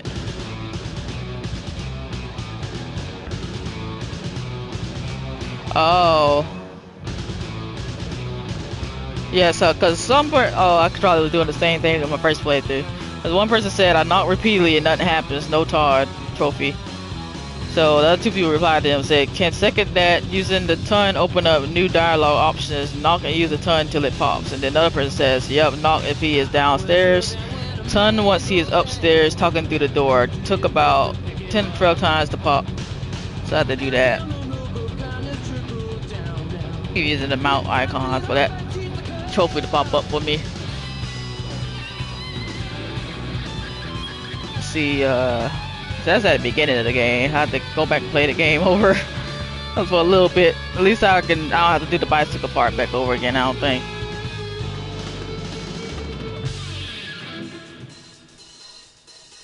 Yeah, I believe that's why I said I believe the 5-finger fillet one is the knife one, but I don't know how to have him let me play a game of 5-finger fillet, because the trophy is called I Can Do That, and he always kept saying I can do that, but the guy wouldn't let him do it. So let's see. See how to get that one. That's the one that's the most hardest, believing, surprisingly.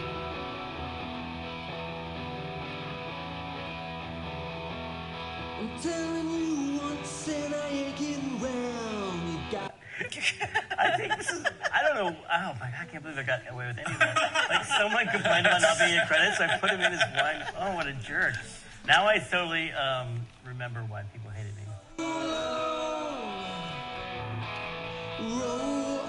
Oh, that was a long commentary. My time stuff actually finished when they was talking. They didn't talk about nothing really on that one.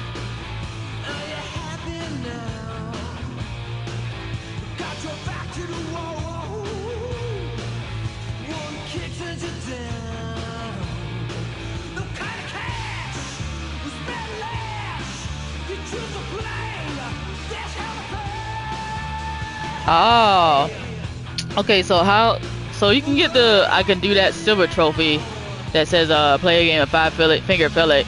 I was trying to do that, but I think I didn't did it. I just gave up asking him. So it says win at the bar second time. Talk to Emmett, the guy at the table with the knife. Just choose the option about playing, trying, showing him. Playing/trying/showing him how to do it. You need to repeat this option about 10 times until he gets annoyed with you, unless you have the knife. Once you get to the game, the achievement will pop. Who are all these cats? This is what bothered me. I've got 3 cats. Yeah, how come I didn't get my cats? Yeah, I stand by the statement. Isn't Chief? Mine are Indian dogs. Who is Monkey? Yeah. Monkey. I forget now.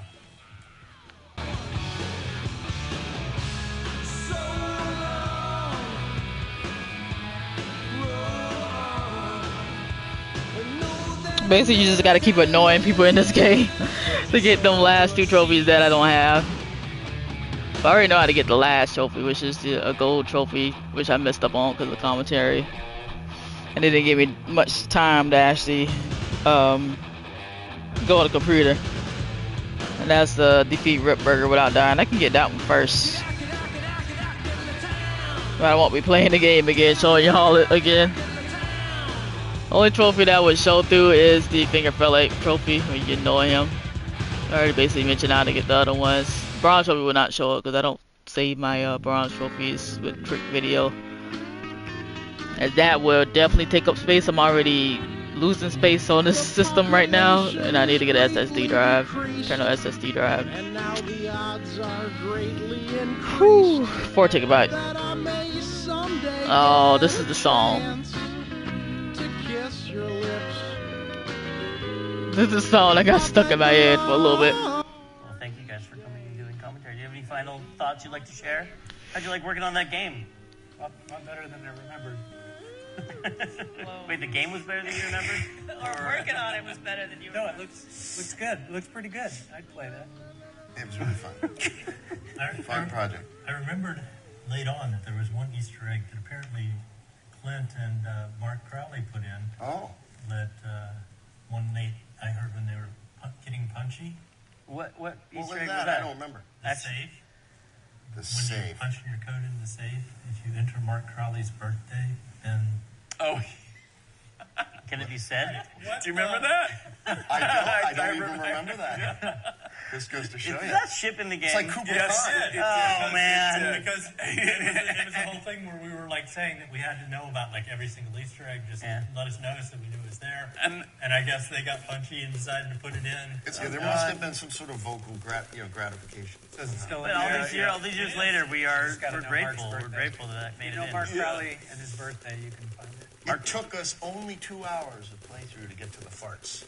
That's not bad. Yeah. Mm-hmm.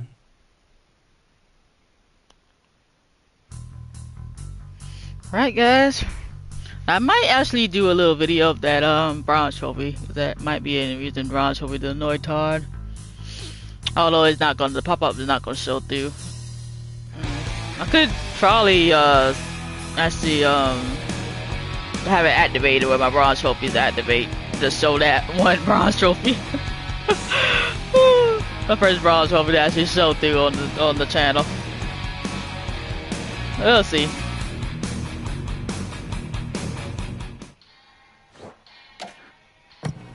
See what I saved here. I just gotta remember to set it to capturing video of a bronze trophy. This console. Probably don't matter which one I pick to go back on.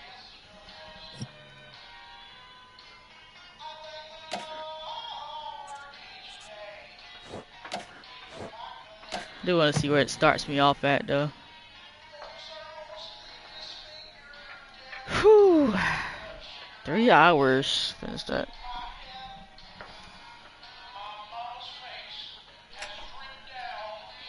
See where it starts me off at. Kind of want to get back to the regular way it looks like. Yeah, that was the items that actually let you. Now this is multimedia. No. I'm not putting my lips on that. I think I already saw this before. This is where you put the cards for the big screen video projector. No. Bruh. When you do the hand thing, he actually, when you trust the hand thing, he actually, so you don't really need to pick the photos up. You just need to trust the hand button. He'll just automatically put 2 of them to you. Wow, okay.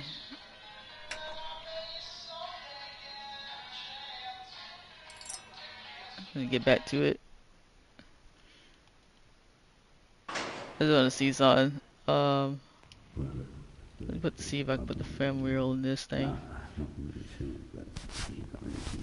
He just changed the order if you do the film reel first. This next slide.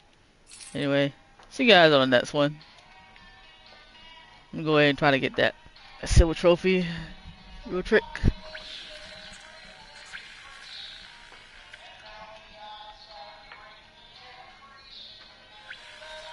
Y'all need to see that again. This playthrough all the way again. Like